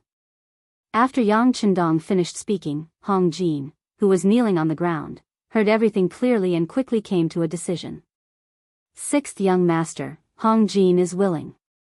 Hong Jin naturally understood the meaning behind Yang Chendong's words. He wouldn't be allowed to grow, let alone form his own faction. At the end of the day, he would only be a puppet. Even so, he was still a general of 30,000 soldiers. As long as he didn't go overboard, there shouldn't be any problems. Compared to those Jianghu generals who wanted to go against the mercenary army, those people were destined to die.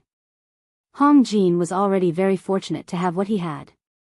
Why would he be unwilling?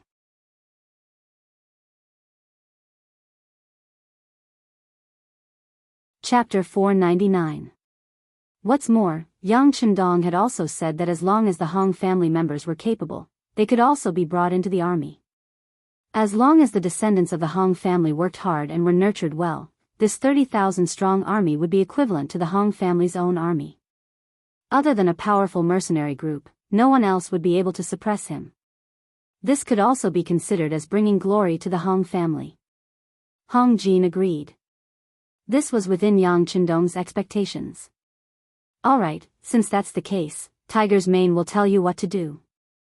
From now on, you can put down whatever you're doing. Tomorrow was the 10th day. Yang Chendong had already made his preparations and was about to launch a fierce offensive. Naturally, he would have to put aside the matter of accepting the Hans for now. However, Hong Jin did not know about this. He thought that someone else would take over his job. Now that he was focused on becoming a general, he kowtowed and expressed his gratitude before leaving with Tiger's Mane. After exiting the room, Tiger's Mane walked out while speaking to Hong Jin, who had his head lowered and was one step behind him. You're quite lucky. The young master chose you because of your recent good performance. However, I hope that you can continue to work hard and don't think of other things. Yes, Tiger's Mane is right. Hong Jin will remember. Since the young master has allowed you to become a general, you can go and pick soldiers now. There are 20,000 Jiaoji citizens in Beidai City. Among them, there are around 6,000 youths. You can choose 2,000 of them to follow the mercenary army to the battlefield tomorrow. Of course, you won't be doing anything dangerous. You'll just have to clean up the battlefield, watch over the prisoners, and collect military supplies. Tiger's Mane spoke softly, but these words were like a bolt from the blue in Hong Jin's ears. His mind went blank. Tomorrow? Yes. Tiger's Mane nodded. Since he had decided to use Hong Jin, there were some things that he was not afraid of in advance. The young master and Jiaoji have been feigning civility for 9 days. All the preparations have been completed. Naturally, it's time to turn hostile. Hong Jin could no longer hear Tiger's Mane's next words. His mind was still muddled. He had always thought that the mercenaries couldn't take down the entire Jiaoji, and he didn't want to continue fighting.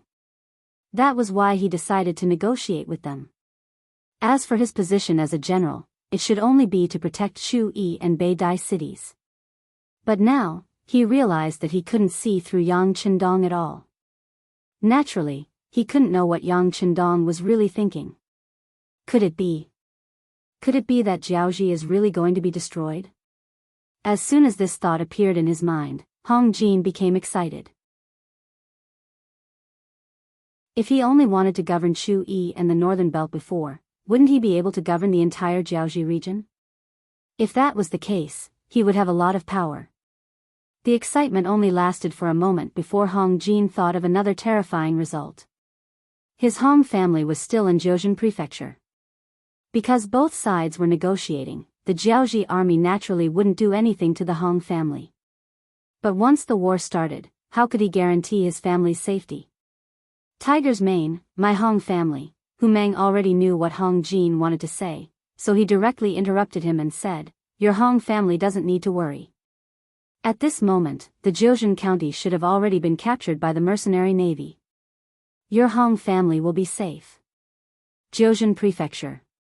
It faced the sea from east to west, connected to Jiaoji Prefecture in the north, and connected to Rinan Prefecture in the south. It was an important transportation link in Jiaoji. Previously, Crown Prince Li Yuanlong stayed here to stabilize the situation in Jiaoji. But because Hanoi City was in danger, the old King Lily didn't care. The Crown Prince had no choice but to leave for the capital to find a solution. After the Crown Prince left, the normally tense Jiaoji officials were relieved that there was no longer a curse on their heads. Although the mercenaries had appeared in Shui City and Beidai City, they were still some distance away from them. Not to mention, they had already received orders to send all the Han people out to negotiate with the mercenaries. Since it was a peace negotiation, there was no need to worry about the safety here. Coincidentally, it was drizzling today, so the generals and soldiers guarding the coastline went into their rooms to slack off. May Island. It was near Wuxia City, the source of the eastern coastline of Jiaoji. Usually, there were hundreds of Jiaoji soldiers stationed here. Once they discovered any enemy, they would immediately light the beacon on the island to provide information to the city less than 100 miles away. It was drizzling today. It had been raining since morning, and there was even a moderate drizzle in the afternoon.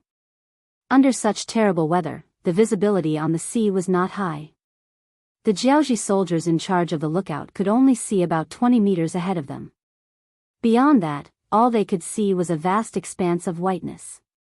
With their vision obstructed and the fact that there had been no enemy here for many years, the soldiers let down their guard. Under the drizzle, other than the 2 lookout posts on the north and south, the rest of the soldiers had gone to rest in the barracks. In this environment where not even a single bird could be seen, a small boat slowly approached Miao Island. When it was about 100 meters away from the island, it suddenly stopped. Rain and fog were everywhere, forming a very good protection, making it difficult for people to spot it. As soon as the boat came to a stop, 8 men in black tights appeared on the boat and disappeared in a flash. After a few soft splashes, the 8 men dived into the water and headed straight for Miao Island, which was 100 meters away. Just like the Wolf Fang special forces on land, they were like a sharp knife that could be stabbed into the enemy's chest at any time. In the Navy, Division Commander Gao Xiong had invested a lot of energy and resources to form an elite team that struck fear in the hearts of the enemy. They were the Marine Corps. Since its establishment, the Marine Corps had completed no less than 20 missions. Many ships traveling in this sea area wanted to quietly pass by without paying the protection fee, but in the end, the ships sank to the bottom of the sea, which was partly due to their efforts.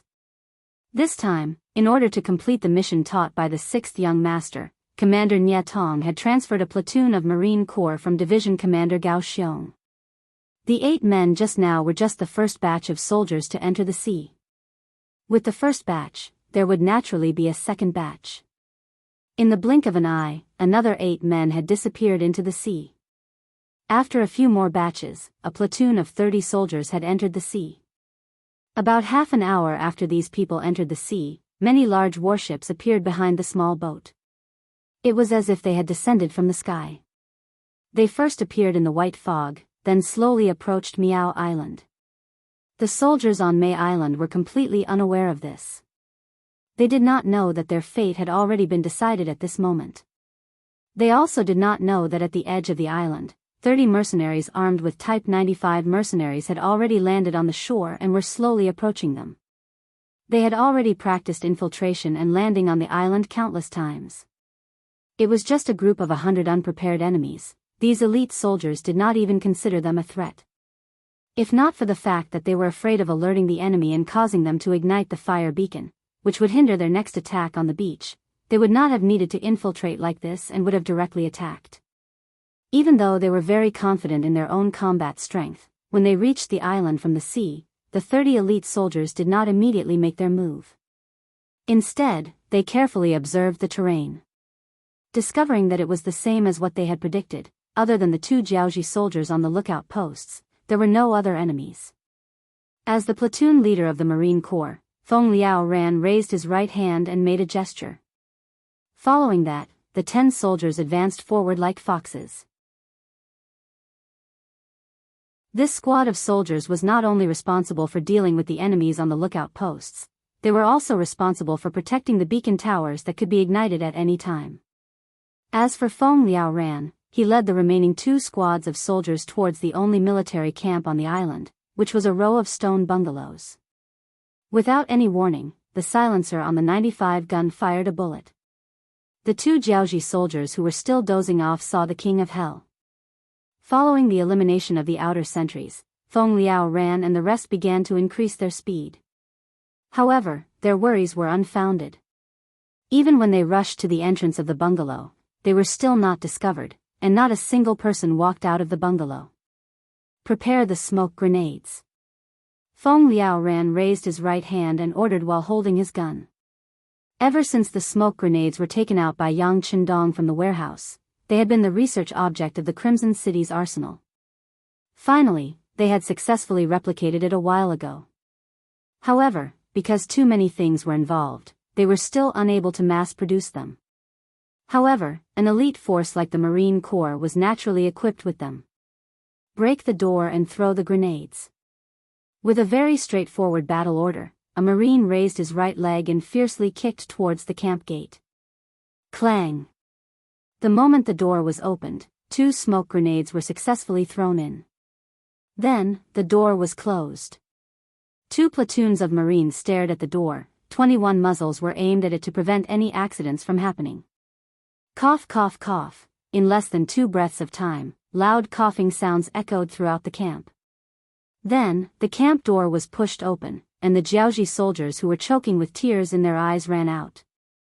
The first Jiaoji soldier who ran out did not even have time to see what was going on outside when he felt his body become light and was sent flying. Before he could regain his composure and see what was going on around him, a cold muzzle was pointed at his head.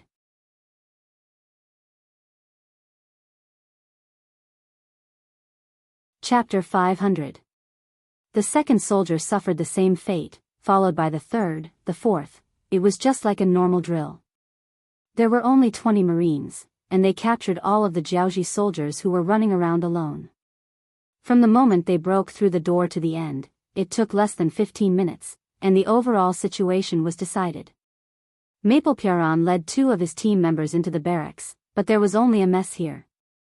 When there was not a single person in sight, the battle was declared to have ended. The swift action plan and lightning-fast surprise attack gave people the feeling that they were using a sledgehammer to kill a chicken. Even though Maple Piaran and the other soldiers had complete control of May Island, they did not show any excitement on their faces. Perhaps to them, the mission was too easy to complete, and there was no longer any sense of challenge, let alone excitement. The warship behind them sailed past May Island. When Commander Nia Yong saw Maple Piaran and the other soldiers saluting him, he immediately returned a standard military salute, and then said to the deputy commander beside him, "Leave 1 warship for platoon leader Maple, the rest of the ships move forward at full speed, the destination is Daoist City." After the order was given, the steam-powered ships that had been modified by the shipyard in Qiqian City suddenly emitted black smoke, and like an arrow released from a bow, they flew across the sea and headed straight for Daoist City, which was dozens of miles away. Daoist City. It was still drizzling, but the soldiers and civilians of Jianghu who had long been accustomed to such terrible weather did not have much of an impact. The city gates were wide open, and people were constantly entering and exiting. All kinds of hawking sounds could be heard, and it was very lively. On the tower of Daoist City, a Jianghu soldier was leaning against a stone pillar and taking a nap. Perhaps it was the raindrops that fell on his face, causing him to slowly open his eyes at this moment. As he reached out to wipe the raindrops off his face, his gaze swept across the distance, and then he closed his eyes to continue his nap. But just as his head was about to lower, he suddenly thought of something and opened his eyes abruptly. He then pointed at the coastline in the distance with a somewhat shocked expression, and his voice also became a little stuttered due to the fear. "Enemy, enemy, enemy, enemy attack." Following this shout, the large ship in the distance had finished docking, and more black figures were running in this direction. More and more Jianghu soldiers saw this scene from the top of the city walls and fell into chaos. Caught off guard by the sudden appearance of the enemy along the coastline and without receiving any signal from the island, the Jianghu soldiers were completely unprepared. They didn't even have the time to close the city gates. All they could do was watch helplessly as the mercenaries in white sailor uniforms approached and entered the city. Daoist City is finished. Southern Ming Dynasty's capital, Nanjing House. The travel-worn Jianghu diplomatic group entered the city. When the news reached the ears of Zhu Qizhen, who was having a meal with Empress Qian in the palace, a smile finally appeared on his face. Long before the Jianghu diplomatic mission entered the southern border, the embroidered uniform guard in charge of gathering information had already found out about their objective. The Duke of Zhongdang had unexpectedly led his troops through the Langsun region. Following that, he took down Sui and Beidai, catching the Jianghu army by surprise. When the news spread, even Zhu Qizhen was shocked. He knew how powerful Yang Chendong was, and he had a clear understanding and evaluation of the military strength of the mercenaries. However, he still didn't expect them to be so powerful and so fast. They actually managed to kill their way into the inner region of Jianghu. It took him a long time to calm down from the shock. Zhu Qizhen was overjoyed as he knew his chance had come. Although Yang Chendong's strength was not what he wanted to see, his current actions had indeed solved a lot of problems for him. Once the southwest Jianghu surrendered, Shiping King Mu Bin would be free and would no longer need to defend the southwest. When that time comes, he would be able to send out his troops to attack the Min King. If that was the case, then he had seen hope in reclaiming the lost land in the southwest. The excited Zhu Qizhen suppressed the urge to order Mu Bin to send out his troops. He decided to see what the Jianghu envoy group had to say first. Since they were here to admit defeat, he was not going to let them off the hook this time. He was going to squeeze them dry. He wouldn't forget that if the Jianghu army hadn't helped the Min King, how could the other party have become so powerful? He also wouldn't forget that old man Lili still wanted to marry his third princess. "What's wrong, Your Majesty? You seem to be very happy." Empress Qian noticed that Zhu Qizhen became much more excited after Cao Jixiang came over and told him about the Jianghu diplomatic mission. As the empress, she was naturally happy for the emperor. "Empress, we can finally hold our heads high this time. Just watch. It won't be long before the matter of the Southwest is resolved. Once that matter is resolved, we will work hard to govern. There will come a day when we return to the capital of the North. There can only be one great Ming, and there must be one. Seeing the emperor in such high spirits, Empress Qian was naturally overjoyed. She even ate an extra bowl of rice due to her poor appetite. The Jianghu diplomatic mission entered the capital. As soon as they entered the relay station, they sent a letter to the Bureau of Rights, requesting an audience with Liu De, the Minister of Rights, and the Emperor of the Southern Ming Dynasty. Zhu Qizhen had already issued a decree, so how could Liu De allow the other party to meet the emperor so easily? Even he didn't plan on meeting the other party immediately. Instead, he sent a right assistant minister to probe the other party's bottom line. In Nanjing, the Jianghu diplomatic mission and the Southern Ming Bureau of Rights were still probing each other. Within Jianghu, scouts were galloping on horseback. They were all soldiers sent by the various cities of Zhoushan County to ask for reinforcements. In the face of Nie Tong's Lingfengai army and 2 naval auxiliary divisions, they had captured one city after another. In just the first day, Wuxi and Shipu cities had fallen. If there were no accidents, tomorrow at this time, the city walls would not be high, and the defenders would only have 2,000 soldiers, so Jufeng City would also be breached. Such speed made the generals of the various cities of Zhoushan County tremble in fear. They could only send people out to Haniai City to ask for reinforcements. However, even the generals who sent people out knew that distant water couldn't quench their immediate thirst. Before reinforcements arrived, they would lose their cities and their positions. This time, even if they lost, they couldn't understand why. Didn't they say they were going to negotiate? Moreover, the negotiations were going smoothly. Why did the mercenaries suddenly attack? What was going on? Jianghu Prime Minister Wan Chunqing also didn't understand what was going on. While they were eating dinner in their temporary residence, the head of the guards suddenly came to report that there were many more mercenaries outside the residence. They had actually surrounded the residence. They surrounded us? What do they want? Wan Chunqing hurriedly put down his chopsticks and looked at the guard captain in confusion. This subordinate doesn't know. The guard captain shook his head and added, however, those people don't seem to have any intention of charging in. They're just guarding the door and preventing our people from entering. They're only surrounding us? Could it be that there's a change in the military situation? The Prime Minister was indeed the Prime Minister. Wan Chunqing immediately thought of a possibility. Then he exclaimed, quickly, go negotiate with the mercenaries outside. I want to see the Duke of Loyalty. If that doesn't work, I can also see General Hong Jin. The sudden change made Wan Chunqing's expression change greatly, although he still didn't know what had happened outside. Although he didn't know what was going on outside, just the fact that the residence was surrounded was enough for him to think of the worst. Sir, this subordinate has tried, but the other party didn't pay attention to me. The guard captain first raised his head and looked at Yang Chendong with a very difficult expression. Then he lowered his head again. Plop. Wan Chunqing sat back down on the wooden chair. His eyes were glazed over. He knew that this time the matter was serious. The moment Prime Minister Ruan's temporary residence was surrounded was the moment the mercenaries set out. 50,000 young Han people from Jianghu had already entered Beidai City. Along with them were 5,000 Type 81 rifles made in Qiqian City's arsenal, as well as 20 individual rocket launchers and some corresponding firearms and ammunition. This was all that the munitions factory had in stock at the moment. Although Gao Xiong had dominated the seas with the navy and obtained a lot of copper and iron, the actual production was still very low.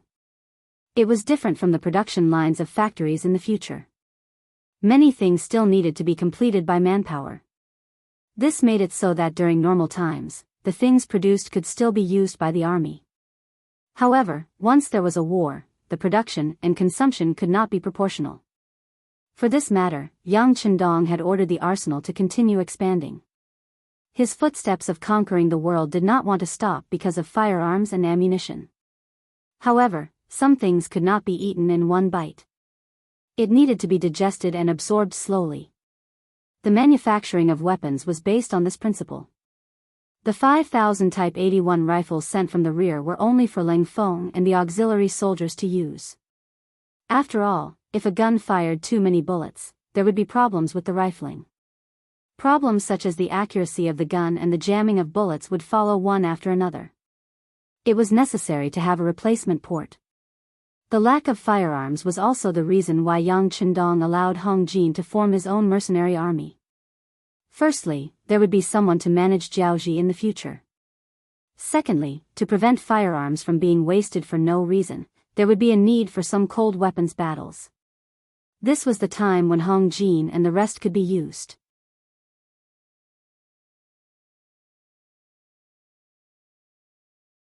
Chapter 501.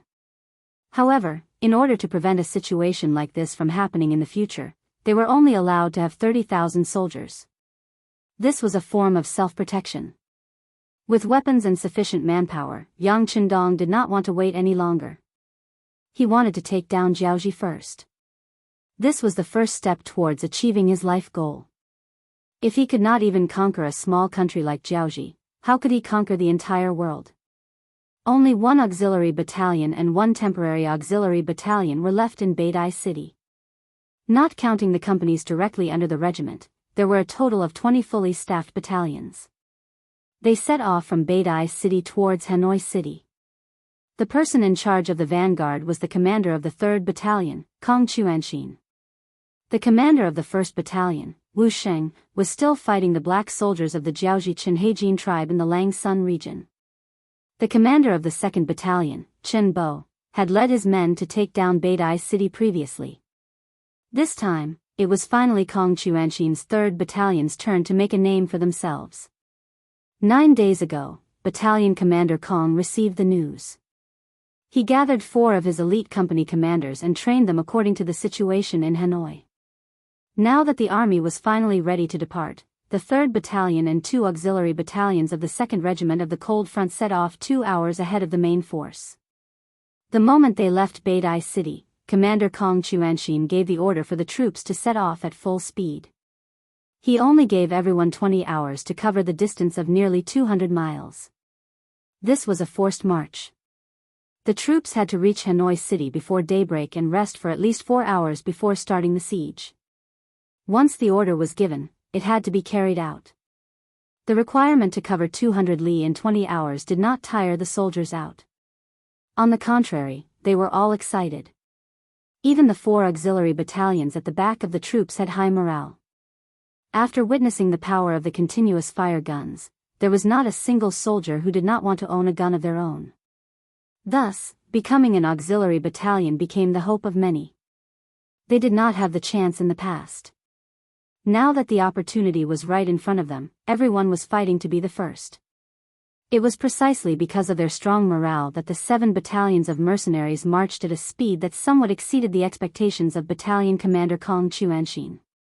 They actually ran all the way to Hanoi City. Based on this speed, it was likely that they would arrive 2 hours earlier than the original plan. This would give everyone more time to rest under the city, and they would have more confidence in taking down Hanoi City in one battle. Hanoi City.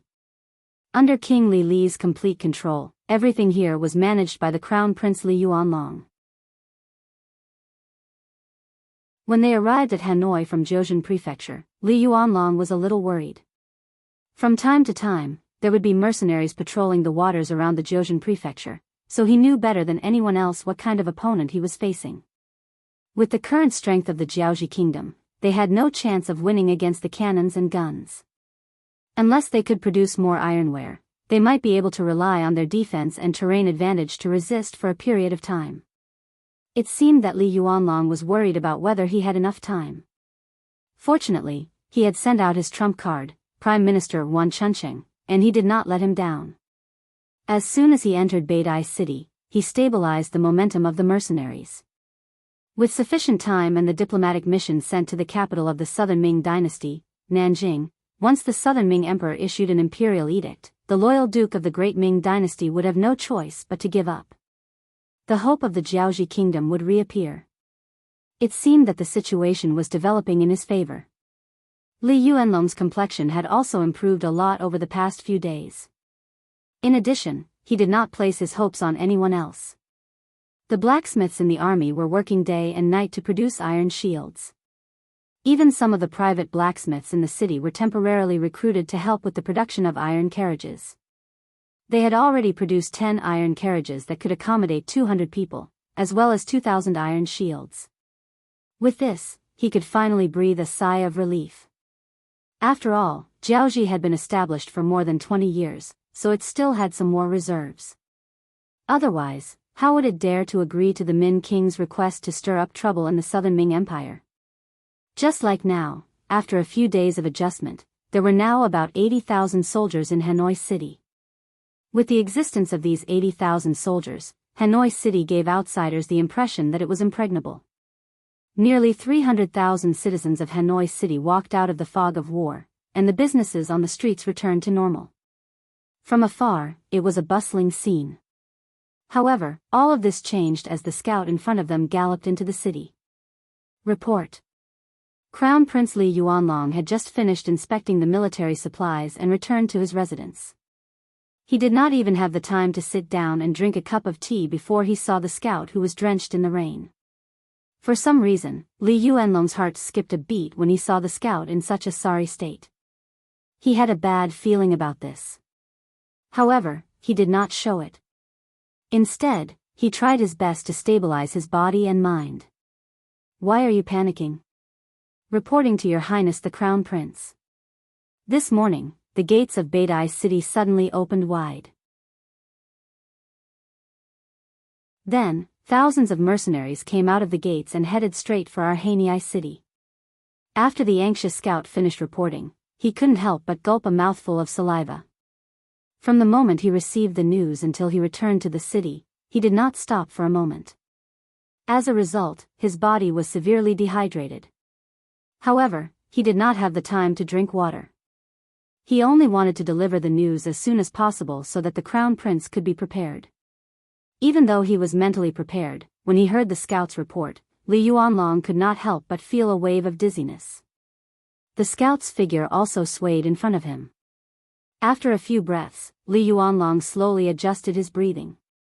Then, he tried his best to use a calm voice to ask, "You said that there were thousands of people coming out of the city.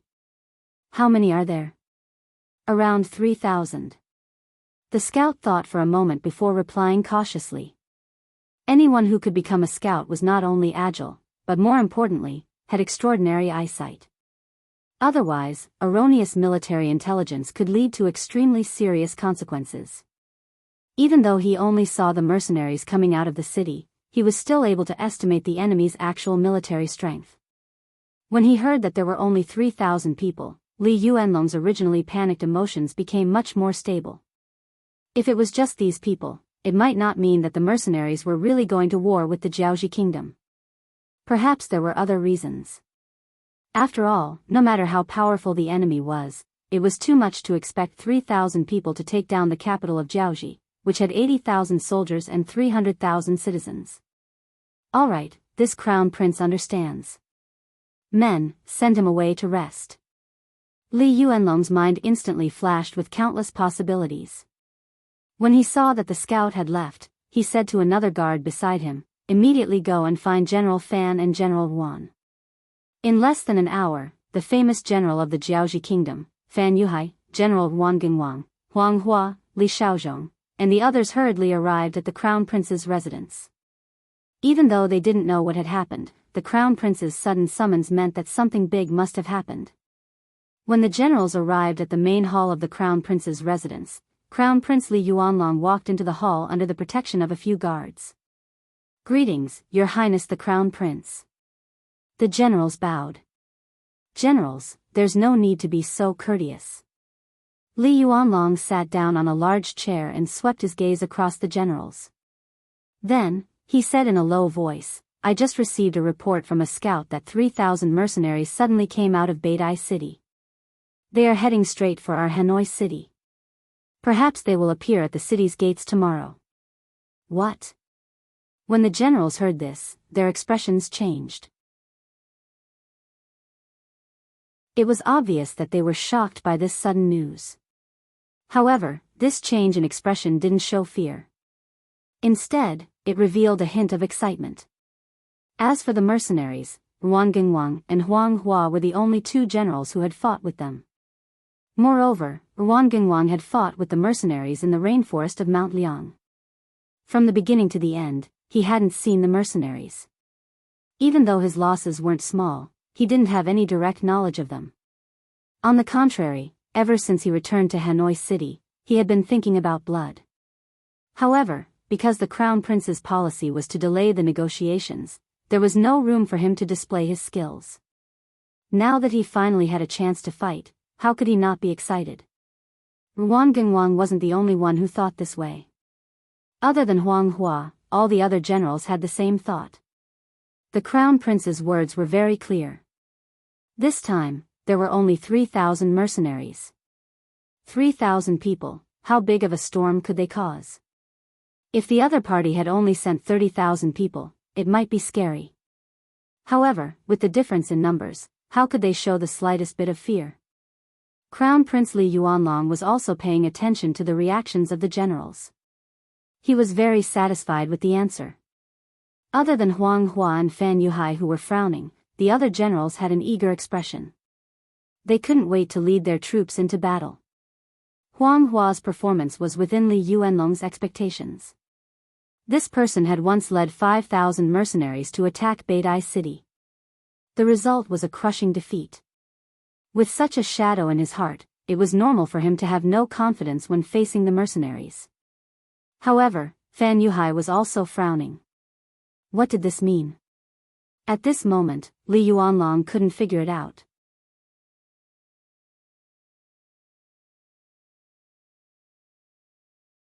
Chapter 502. General Fan, what do you think of the current situation? Li Yuanlong called out his name. In fact, Fan Yuhai, who could be called a famous general, had some weight in the eyes of both Li Yuanlong and Li Yuanlong. Fan Yuhai, who was called out, first bowed and then raised his eyebrows. Your Highness. Previously, we were negotiating with the mercenaries, and we even sent a lot of Han people over. Logically speaking, we should be cooperating happily, but why would they suddenly send troops over? What is the reason? Or did something happen that we don't know about? In my opinion, before things are clear, it's better not to use weapons. Fan Yuhai's words could be said to be an experienced strategist. The art of war said to subdue the enemy's soldiers without fighting, the best of the best. Above all, the best strategy was to attack the enemy. Below that was to attack the enemy. Below that was to attack the enemy. In other words, it was best not to use weapons if possible. Especially in this kind of battle where one had no confidence, one had to be extremely careful. The other generals were clearly dissatisfied with Fan Yuhai's words. The so-called generals were naturally the ones who led the troops. However, if the world was peaceful, their existence would not be so meaningful and they would inevitably be looked down upon. Therefore, a true general needed to use war to prove himself. Fan Yuhai only said that the situation was strange and needed to be investigated. If this was not to stop the soldiers, what else could it be? It would be strange if he could gain the support of the other generals. If it wasn't for the Crown Prince personally stating his stance, there would have been people criticizing Fan Yuhai and even impeaching him for being afraid of battle. This couldn't be said to be groundless. Crown Prince Li Yuanlong listened to Fan Yuhai's words seriously and then nodded in tacit agreement. That's right, General Fan's words are exactly what this Crown Prince is worried about. Before we can figure out what's going on, it's best if we don't use our weapons. Hearing that even the Crown Prince agreed with Fan Yuhai's words, Ruan Gingwang and the other generals were inevitably disappointed. They originally thought that they would not have the chance to lead troops this time. Unexpectedly, Crown Prince Li Yuanlong continued, but if the mercenaries arrive tomorrow, what should we do? Are we going to let them show off and challenge us? Of course not. We don't want to go to war, but we aren't afraid of war. If the mercenaries really dare to do this, the soldiers of Jianghu won't be afraid.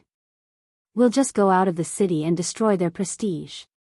Fan Yuhai raised his head and said with determination. Anyone who could be called a famous general would not be a coward. It wasn't that Fan Yuhai didn't want to fight, but he didn't want to fight a cowardly battle without any basis. The so-called war was nothing more than a final choice in the face of the futility of peace talks and other situations. If there were other ways, no one would choose such a path that would waste manpower and resources. However, if the mercenaries were really looking down on the Jiaoji army, there was no harm in teaching them a lesson. However, there were only 3,000 of them. In Hanoi City, which had an army of 80,000, they were nothing in the eyes of the generals. After all, Jiaoji had been established for more than 20 years. Their military strength was definitely not limited to this. Previously, he had considered the fact that Hanoi City could not afford to station too many soldiers, so he had only sent 80,000. If he really wanted to mobilize, it would not be a problem to gather another 100,000 soldiers in the entire Jiaoji prefecture. Good. Hearing Fan Yuhai's words, Li Yuanlong replied happily. This was what he wanted. No matter what the mercenaries wanted to do in Hanoi City, they could not be allowed to do as they pleased. Otherwise, it would be a provocation to him, the crown prince. This was something that he would not allow and was unwilling to see. Li Yuanlong, who already had a plan in mind, immediately started to arrange the troops after hearing Fan Yuhai's words. Some negotiations had to be fought. The principle of peace through fighting was applicable at all times. Compared to Kong Chuanxin, who led the 3 battalions out of the city, Yang Qindong's troops were not as hurried out of the city. The 5,000 Lingfeng, auxiliary soldiers, and temporary auxiliary soldiers naturally walked at the front of the group. Behind them were the 47,000 youths from Qiming City. After leaving behind 2,000 men in Chuyi City, 1,000 men from Beidai City were left behind to take charge of the various tasks in the city. At the end of the group was the general of Jiaoji, Hong Jin, and the 2,000 newly recruited Jiaoji mercenaries. After receiving Yang Qindong's instructions, Hong Jin used only a day to form a temporary army of 2,000 men. One had to admit that he was very efficient. If it wasn't for the fact that there were not many people of suitable age in Beidai City, he would probably have formed an even larger army. The 60,000 men group walked and stopped along the way. They were not in a hurry as they made their way from Beidai City to Hanoi City. Yang Qindong was in the middle of the group, riding on a strong white horse. In his hand was a handful of bullets that had just been transported. He had a look of deep thought on his face. These bullets were randomly selected by Tiger's Mane from the thousands of boxes of bullets that had been transported over. The moment the bullets were placed in Yang Qindong's hands, his expression became much more serious. Bullets were something that Yang Qindong had dealt with for many years in his previous life. From the moment the new recruits joined the company to the time he retired to the military supply department due to his age, the number of bullets that passed through his hands numbered in the tens of thousands. He did not even need to open his eyes to look at the shape of the bullets. He only needed to touch them to know what kind of gun it was, and what caliber it was. It was because he understood it so well that when he received the new bullets from Qiming City's factory, his heart was heavy. Even though Yang Qindong had taken out various books and finished bullets, they were still 500 years ahead of time. The various technologies were completely unable to keep up, causing the current process of manufacturing bullets to rely entirely on manual labor. This also caused the shape of the bullets to be completely different, and many of them were even unqualified. Just like the handful in Yang Qindong's hands, there were only a dozen bullets, and they were divided into several sizes. Among them, there were Type 81-7, 62mm bullets, and Type 95-5, 88mm bullets. Although these two sizes of bullets looked similar to the bullets used before, in reality, there were some differences in the shape and weight of the bullets. It was these differences that caused Yang Qindong a headache. Firearms were not a joke. Even for a sharpshooter, giving him a new gun would require time to get used to it. This was because even if the guns were mechanized, there would still be differences. Not to mention the bullets for these guns that were all made by hand. 5,000 newly shipped Type 81 rifles, 500 newly shipped Type 95 rifles, Yang Qindong had seen them all, and the differences were not small. Now that the differences in the bullets were so great, it would greatly reduce the accuracy of the bullets. This was where Yang Chendong was worried. First, the second batch of guns and bullets were slightly better. After all, they were all made by experienced blacksmiths. Although there were some differences, the problem was not too big. The accuracy on the battlefield could still reach about 70%. However, because of the increase in demand at the front, the munitions factory at the rear was constantly expanding. The new recruits were mostly inexperienced, so the specifications of the products were naturally much worse. Yesterday, at the temporary shooting range in Beatty City, Yang Chendong had tried it himself. With his strength, the bullets he shot only hit the target 60% of the time. After constant shooting correction, the hit rate finally reached more than 80%. It was easy to imagine that after equipping the normal auxiliary soldiers, they would have a 30% accuracy rate. That would already be very good. This was the case when technology was not developed. Yang Chendong also knew that some things could not be forced. He could only hope that the soldiers could quickly adapt to the new guns and bullets, and not let these things adapt to them. Yang Chendong, who was riding on the horse, suddenly opened his eyes and said to Tiger's Mane, who was also riding on the side, "Inform the army that there is no need to rush. Every morning and afternoon, set aside an hour for target practice." Target practice? Tiger's Mane's face showed a look of confusion. He wanted to say that target practice was a waste of bullets, and even the wear and tear of the guns was not small. But since it was an order from the young master, of course, he would unconditionally carry it out. He nodded, then turned around and rode off to inform the army. How could Yang Chendong not know about these disadvantages? But if the soldiers were not fully adapted to the guns and ammunition, when faced with the charge of the enemy on the battlefield, the guns in their hands would not be accurate. Once the enemy really rushed in front of them, the losses would be huge. No matter what, guns were inanimate objects. Now that they were worn out, they could kill more enemies on the battlefield, increase their accuracy, and reduce the number of casualties. No matter how one looked at it, it was worth it. Through target practice, the soldiers would be more compatible with the unique guns in their hands. This was the only thing Yang Chendong could do for the soldiers. Not long after the order was given, the army stopped, and close to 50,000 Crimson City youths started to cook. Not far away, gunshots could be heard. The target practice had begun. The deafening gunshots caused the originally disorganized Jiaoji mercenaries to change their minds. At this moment, Hong Jin's words finally carried more weight, and more people knew what it meant to obey orders. Below Hanoi City. Before midnight, the 7 battalions of mercenaries had arrived at a place 5 miles away from the city. They quickly set up tents here. Other than the 2 companies of soldiers who were in charge of guarding and keeping watch, the rest of the soldiers went to sleep after eating. Everyone knew that when dawn came, there would be a huge battle waiting for them.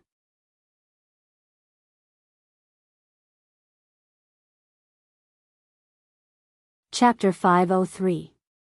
While the soldiers were resting, Kang Chuanxin, as the battalion commander, did not go to rest. Instead, he called for his 4 company commanders and 6 auxiliary battalion commanders to gather around a bonfire for a meeting. Ever since they left Beidai City, Kang Chuanxin's excitement hadn't stopped. This was the first battle against the capital of the Jiaoji nation, Hanoi City. Now that it was handed over to him, it was enough to prove how much the 6th young master valued him. This was also the first time the mercenaries fought against an enemy's capital. It was bound to be recorded in the annals of history. As the commander of this battle, he was bound to be remembered in the history of the mercenaries. However, whether this record was good or bad would depend on tomorrow's performance. He called all the officers over for a discussion.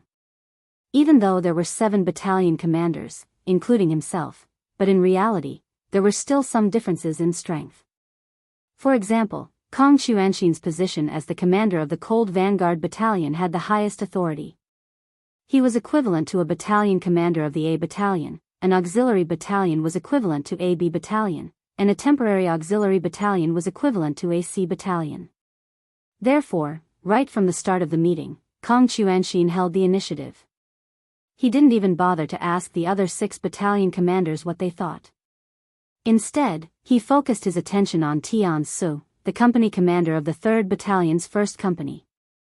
If the 3rd Battalion of the Cold Vanguard Battalion was the main offensive company, then the commander of the 1st Company under him was the best company of the 3rd Battalion.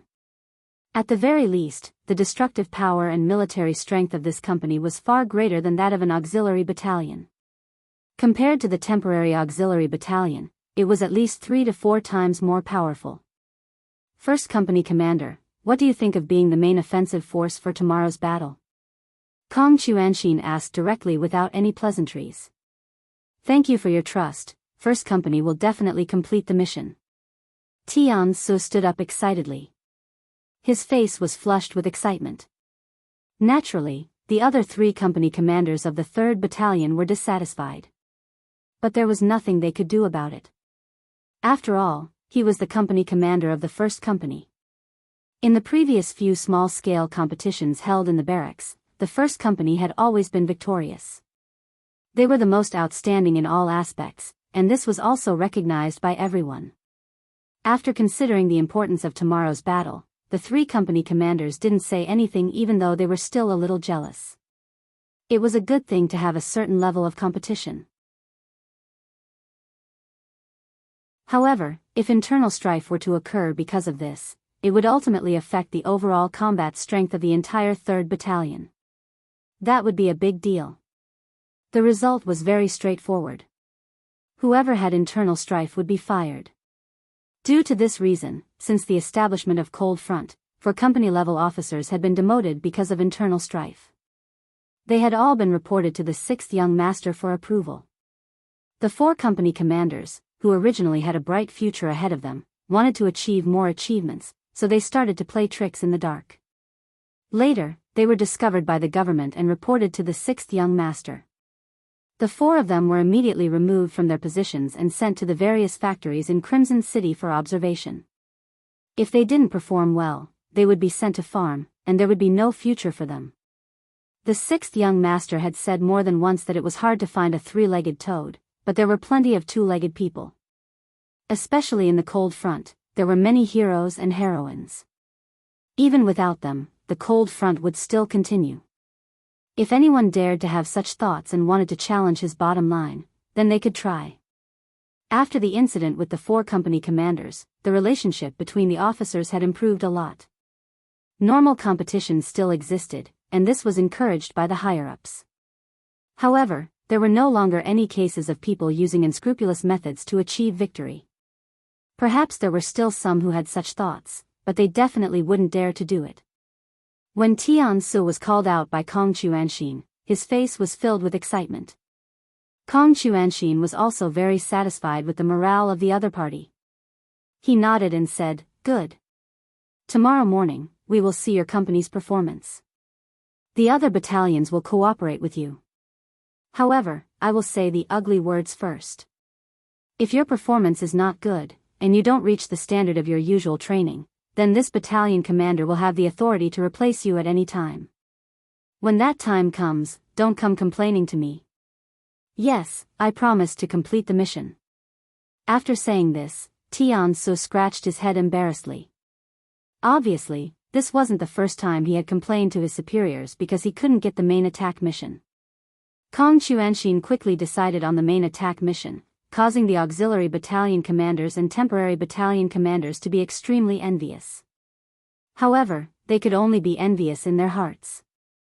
After all, Ling Feng's strength was there for all to see. Ling Feng was able to hit the target with 60% to 70% of the bullets that were issued later. However, the temporary battalion commanders only had an average of 30% of the bullets. With such a huge difference, even if they weren't convinced, they had no choice but to accept it. After the main attack mission was assigned, it was time to assign the auxiliary attack missions. Regarding this, the military plan had already been formulated before they set off from Beidao City. Now, it was just a matter of repeating it. It was because of this that the pre-battle meeting was conducted in an orderly manner. Compared to the calm mercenaries outside the city, the Jianghu soldiers in Hanoi City were shocked by the sudden appearance of the enemy. The general on duty reported the discovery of the mercenaries to his superiors. When the news reached the ears of the crown prince, Li Yuanlong, who was in the palace, he was extremely shocked. The first thing he said was, "How can these mercenaries be so fast? Did they fall from the sky?" Li Yuanlong couldn't be blamed for this. The distance between Daoist City and Hanoi City was close to 200 li based on the speed of the Jianghu army. It would normally take 3 days if they were fast, 4 to 5 days if they were slow. However, in less than a day, the mercenaries had already covered the entire distance. Just this speed alone was enough to make one look at them in a new light. The generals in the city were also summoned to the main hall of the palace. After hearing the news, they were all extremely shocked. Just like the time when Huang Hua led his army to attack Daoist City, he had already tried his best. However, it still took 2.5 days for 5,000 soldiers to reach Daoist City. In comparison, wouldn't his marching speed be no different from a snail's? Fortunately, this topic was quickly forgotten. The first thing everyone did when they gathered was to think about what to do next. The original plan was to leave the city the next day and arrange the troops to prepare for battle. However, from the looks of it now, it wasn't appropriate to do so. Crown Prince Li Yuanlong turned his attention to General Wang Genguang. After all, the first battle of the plan was to be completed by this person. Previously, Wang Genguang's troops had contributed greatly to the battle with King Min in Nanming Kingdom. When they deployed, they only had 50,000 men. Later on, they expanded to 100,000 men. They even brought back 10,000 captives and various treasures. At that time, he was in the limelight. At that time, Wang Genguang was also in the limelight and looked down on everyone. With the appearance of the mercenaries, the situation began to change. As a result, only 15% of his 100,000 men returned to Hanoi City. When they deployed 50,000 men, they only returned 15,000 defeated soldiers. This caused many people to question Wang Genguang's ability. Coincidentally, Prime Minister Wan Chunsheng went to Daoist City to negotiate with the Jianghu army. His position became even more precarious. Helplessly, he could only try his best to fight for the role of the vanguard. He hoped that he could redeem himself from the previous defeat and become a pillar among the generals again. Li Yuanlong also gave him a chance to turn over a new leaf. He used his position as crown prince to convince everyone. Not only did he not take back his original authority of 15,000 men, he gave him another 5,000 men, making 20,000 men as the vanguard. 20,000 men against 3,000 mercenaries. The ratio was 7-1. Furthermore, they were fighting on their home ground. No one saw the possibility of defeat. However, the sudden appearance of the mercenaries had caught them off guard. However, after the initial panic, Wang Genguang already walked out of the ranks in armor.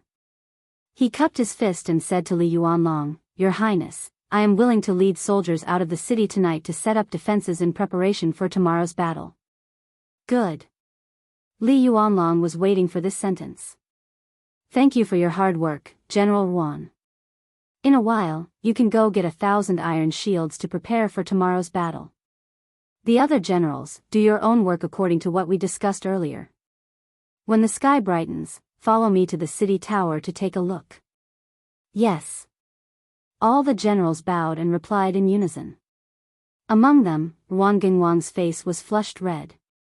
He was faintly excited. Not long after the generals came out of the palace returned to the camp, Wang Genguang's troops moved. 20,000 soldiers came out of the east side of the city and began to form a formation 2 miles away from the city. They made a huge commotion.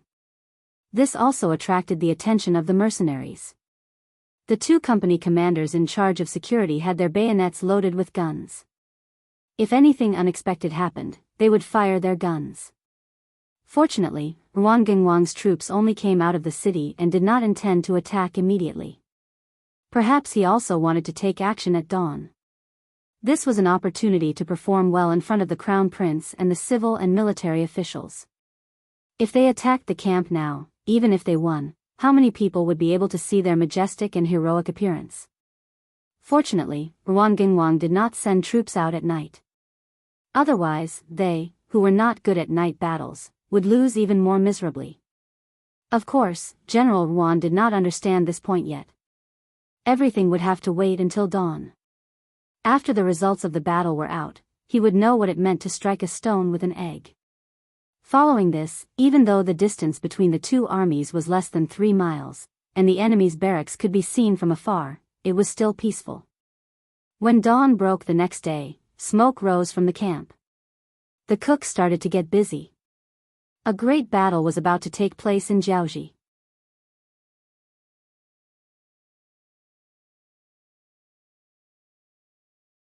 Chapter 504. Southern Ming Capital, Nanjing Imperial Palace. The Minister of Rites, Lu De, was asked to stay behind by Zhu Qizhen after the morning assembly. Compared to a while ago, Zhu Qizhen's face was much rosier, and his mental state was much stronger. Even when he spoke to his subjects, his tone was much friendlier. Minister Lu, how are the negotiations with the Jianghu diplomatic mission going?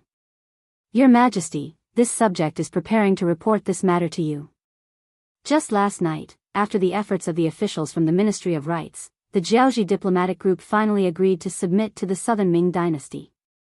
If needed, they can also send troops to attack the Min King's army. Your Majesty only needs to issue a decree for the Duke of Loyalty to disband the mercenaries. When talking about these, Lu De could be said to be talking non-stop, spittle flying everywhere. The so-called unity of the Ministry of Rites was actually nothing much. It was only because the Jianghu diplomatic mission could not drag on any longer that they took the initiative to give in. However, other people didn't know about all this. Lu De could naturally put all the credit on his head and flatter himself. Oh. When Zhu Qizhen heard that Jianghu was not only willing to submit, but also send troops to help him deal with the rebel king of Min's faction, his eyes widened. He then shouted loudly and slapped his hands on the dragon shore.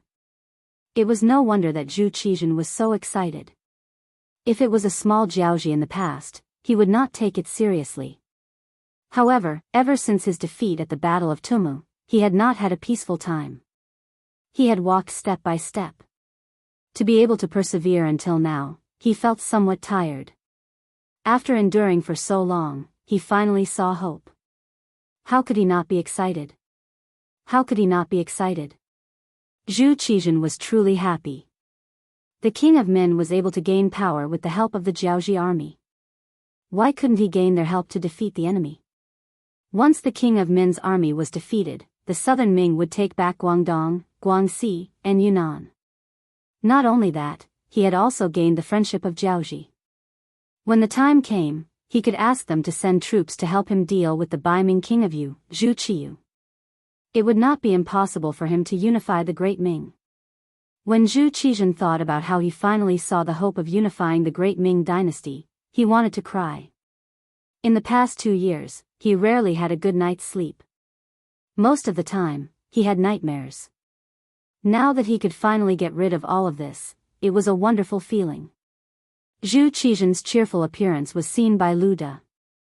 On the surface, he also had a smile on his face, as if he was happy for the emperor, but in his heart, he was thinking about how to use this opportunity to deal with Yang Chendong. Putting aside the fact that he had been in conflict with Yang Chendong because of the Hangzhou prefectural magistrate, when Yang Chendong had asked for the throne, even when Zhu Qizhen had agreed to it, he had taken the initiative to step forward and come up with a plan. He had used the reason that he needed to inform the emperor of Baiming to ruin the plan. From this point alone, the conflict between the two sides was irreconcilable. A while ago, he heard that the mercenaries had actually killed their way through the Lang Sun region and reached the hinterland of Jianghu. No one was more worried than him. Lu De was truly afraid that Yang Chendong was too powerful. If that was the case, he would be able to cause trouble for him at any time. Just as he was anxious and hesitant, even Lu De was thinking about whether he should send someone to contact Yang Chendong privately and take the initiative to submit to him in order to ensure his safety in the future. The Jianghu diplomatic group appeared at the right time. After forgiving them for 2 or 3 days, they completely submitted to him. This gave Lu De hope that the matter could be resolved.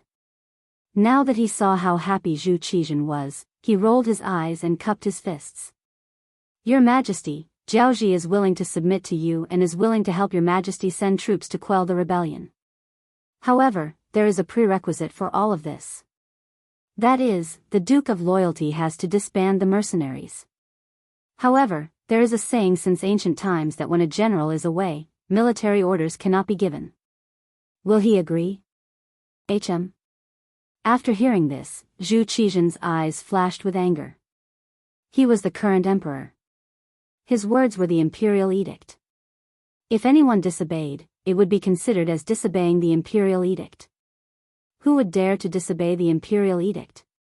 Of course, this anger was only a flash. Even Zhu Qizhen himself knew that his so-called authority as the emperor was naturally an extraordinary existence in the eyes of other officials, but it might not really have any effect on Yang Qindong. Didn't he previously order the Duke of Loyalty, who had resolved the rebellion in Guangdong, to disband the mercenaries and return to the capital? However, the other party still didn't agree. Not to mention, Jiaoji, which was thousands of li away, had the qualifications to disobey the imperial edict.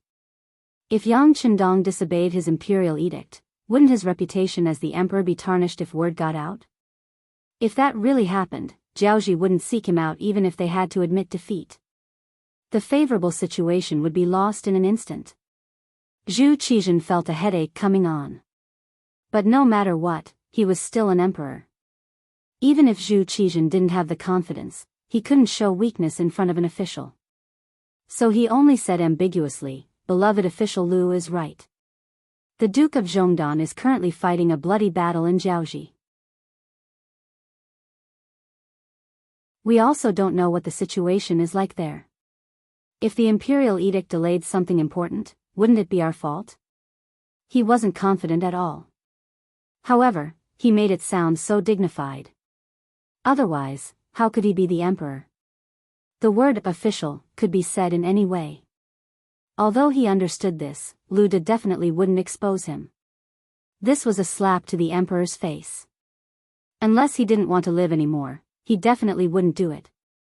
Not only that, he also pretended to be very understanding. Your Majesty is wise. The Duke of Loyalty's situation isn't something we can know about immediately. Perhaps he's facing some difficulties. Seeing Lu De on the right track, Zhu Qizhen was naturally very happy. He hurriedly nodded and said, "Yes, yes. Beloved official Lu is still the one who understands us." That's right. Does the Jiaoji diplomatic corps have any other explanation? Clearly, Zhu Qizhen was trying to think of another way by asking this question. After all, he couldn't guarantee that the imperial edict would be able to persuade Yang Qindong. He wanted to think of a solution from the weakened Jiaoji diplomatic corps.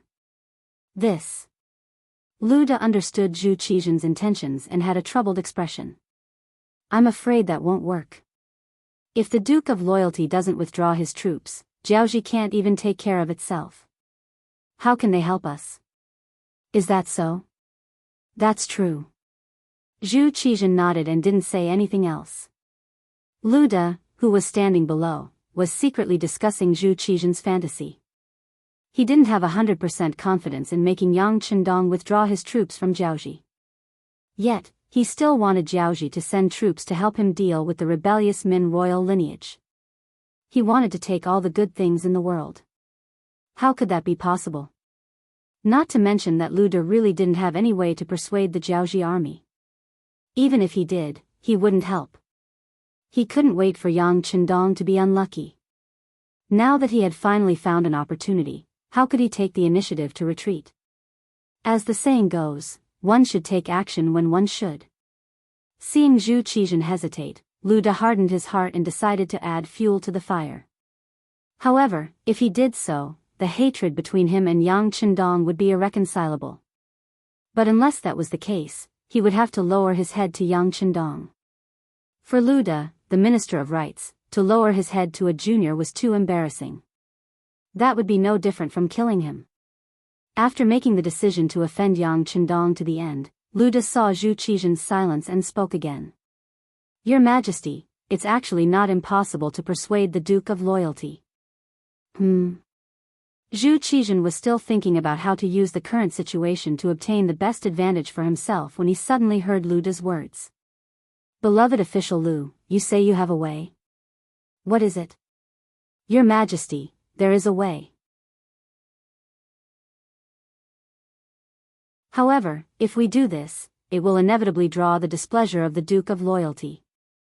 However, compared to resolving the King of Min's rebellion and restoring the Southern Ming Empire's clarity, one person's honor and disgrace are nothing. In short, we will have to ask your Majesty to make a decision. Lu Da didn't directly state the method. Instead, he had a troubled expression on his face.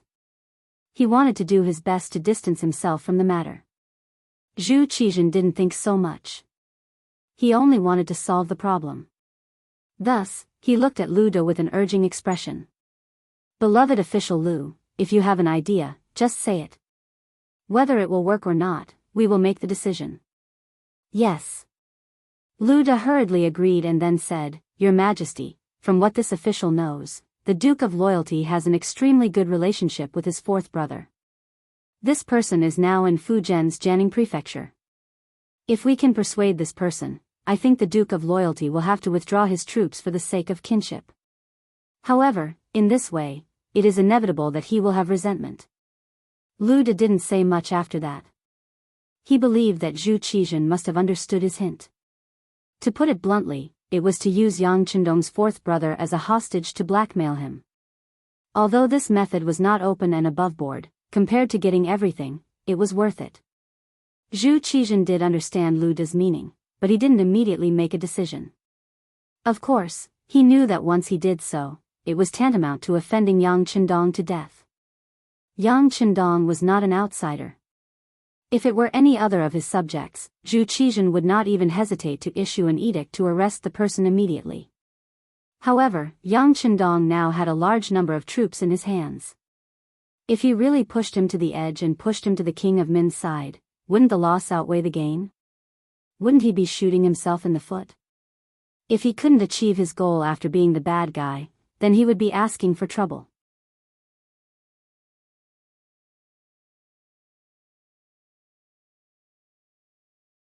Chapter 505. This. Is the relationship between the Duke of Zhongdong and his fourth brother really that good? Zhu Qizhen, who couldn't make a decision immediately, asked tentatively. This subject has done my research. The Duke of Zhongdong's fourth brother, Yang, is the only person who will follow the Duke of Zhongdong back to the ancestral home to pay respects. If their relationship isn't good, I'm afraid they won't go together. This subject also heard that Yang was originally going to follow the Duke of Zhongdong and was allowed to. However, for some reason, he was left behind. This should be for his safety. Since this is the case, it can be used to prove that the relationship between the two brothers is really good. Is there such a thing? Zhu Qizhen sat on the high seat and stared at Lu Da. If it was just a casual suggestion from Lu Da, he would have thought that it was just a casual suggestion. However, now that he heard that Lu Da had investigated this matter so deeply, only a fool would believe that it was all an accident. There was only one answer.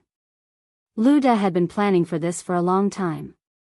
When he thought of the various conflicts between Lu Da and Yang Qindong, Zhu Qizhen understood that Lu Da wanted to use his hand to stop Yang Qindong from becoming powerful. The officials would often play some battles and schemes with each other. As the emperor, there were many things that he was well aware of.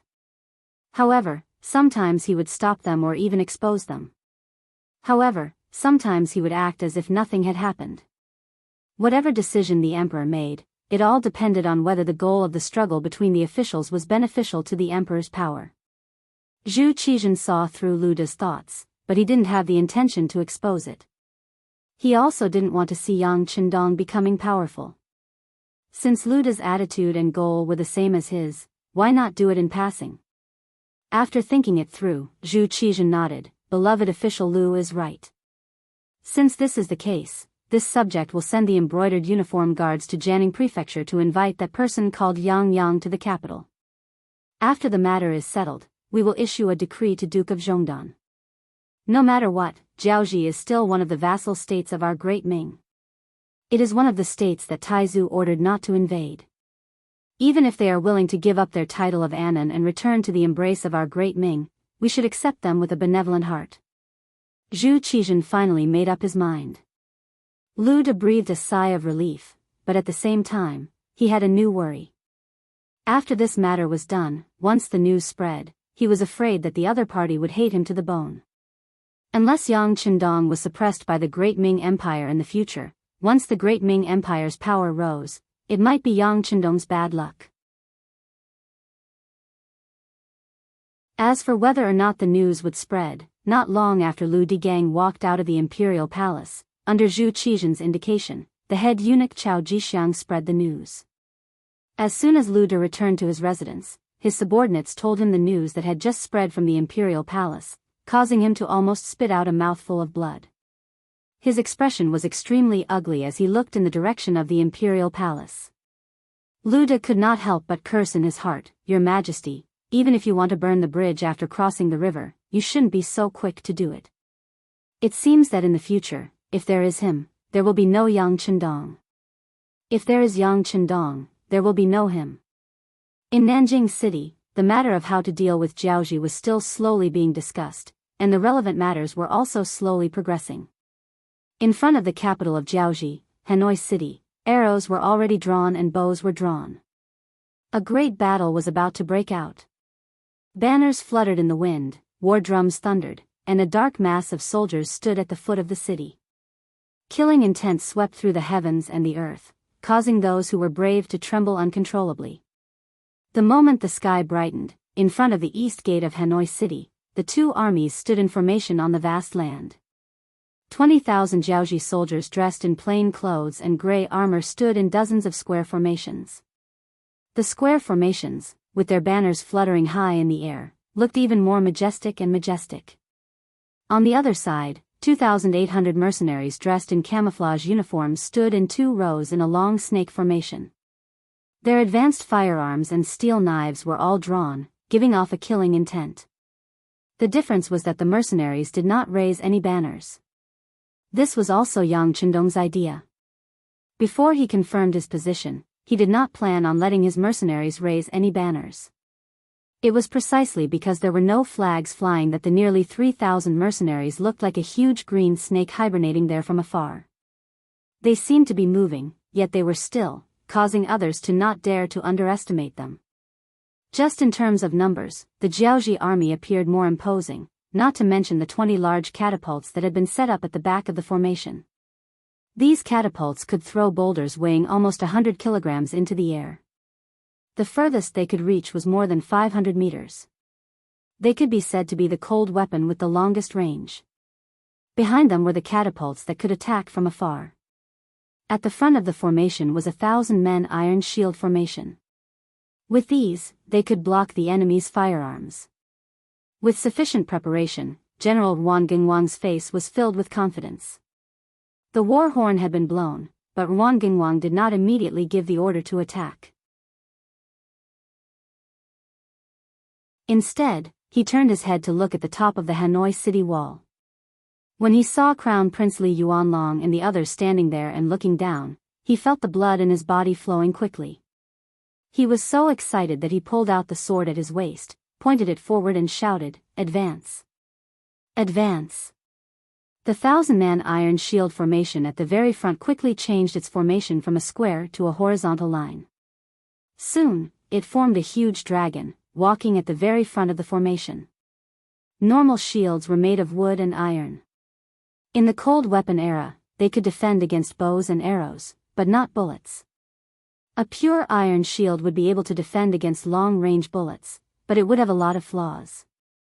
Even if they were raised for a short period of time, they would consume a lot of energy. Moreover, they would be inflexible and difficult to move with the army.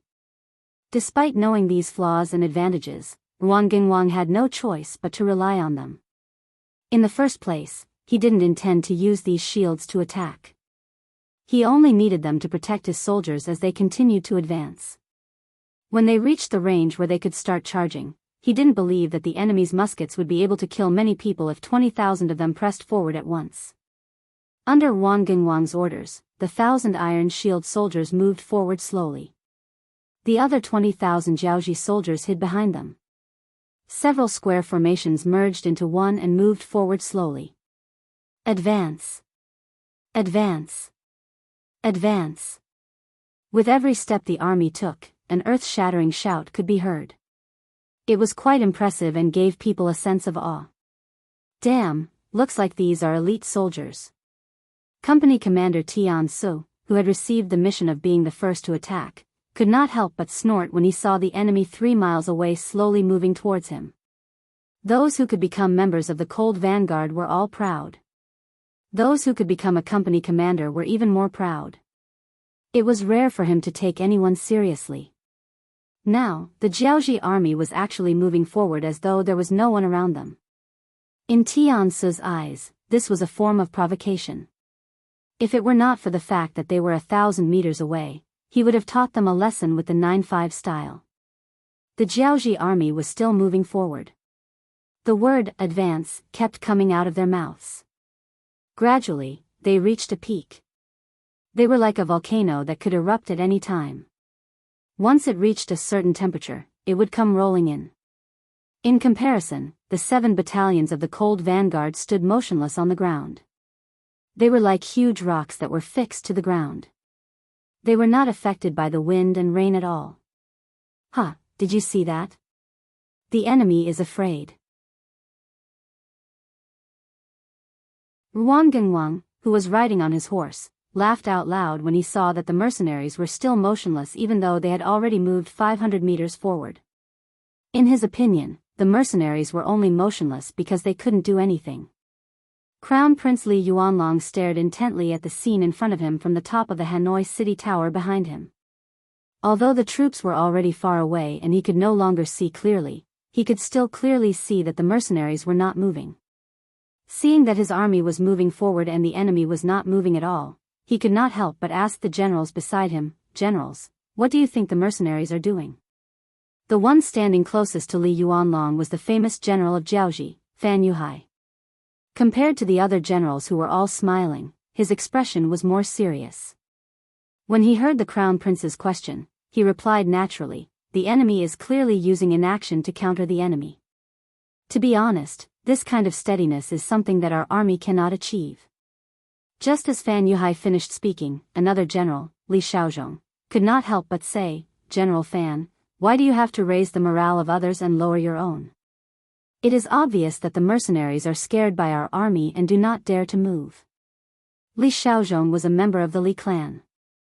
Now that the Li clan was powerful in Jiaoji, his status as a general had also risen. When Fan Yuhai heard Li Shaozhong's words, he did not try to argue with him. The generals on the battlefield were not like those civil officials who cared about words. They cared more about results. Before the results were out, it was hard to tell who was right and who was wrong. Crown Prince Li Yuanlong also did not say anything. Instead, he stared at everything in front of him with interest. He wanted to see how the powerful mercenaries would deal with the Jiaoji army that outnumbered them by several times. At the front of the battlefield, the distance between the two sides was rapidly shrinking. From the initial 3 li, it was now less than 700 meters. Even so, the word advance was still echoing in the air. The Jiaoji army's momentum was getting stronger and stronger. "Prepare your grenades. Shields my ass.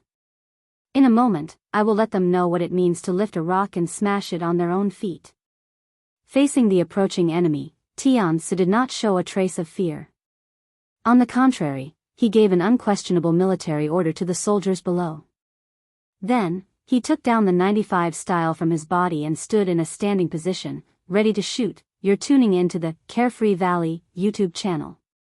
Don't forget to subscribe and join us on this journey to catch the most captivating stories.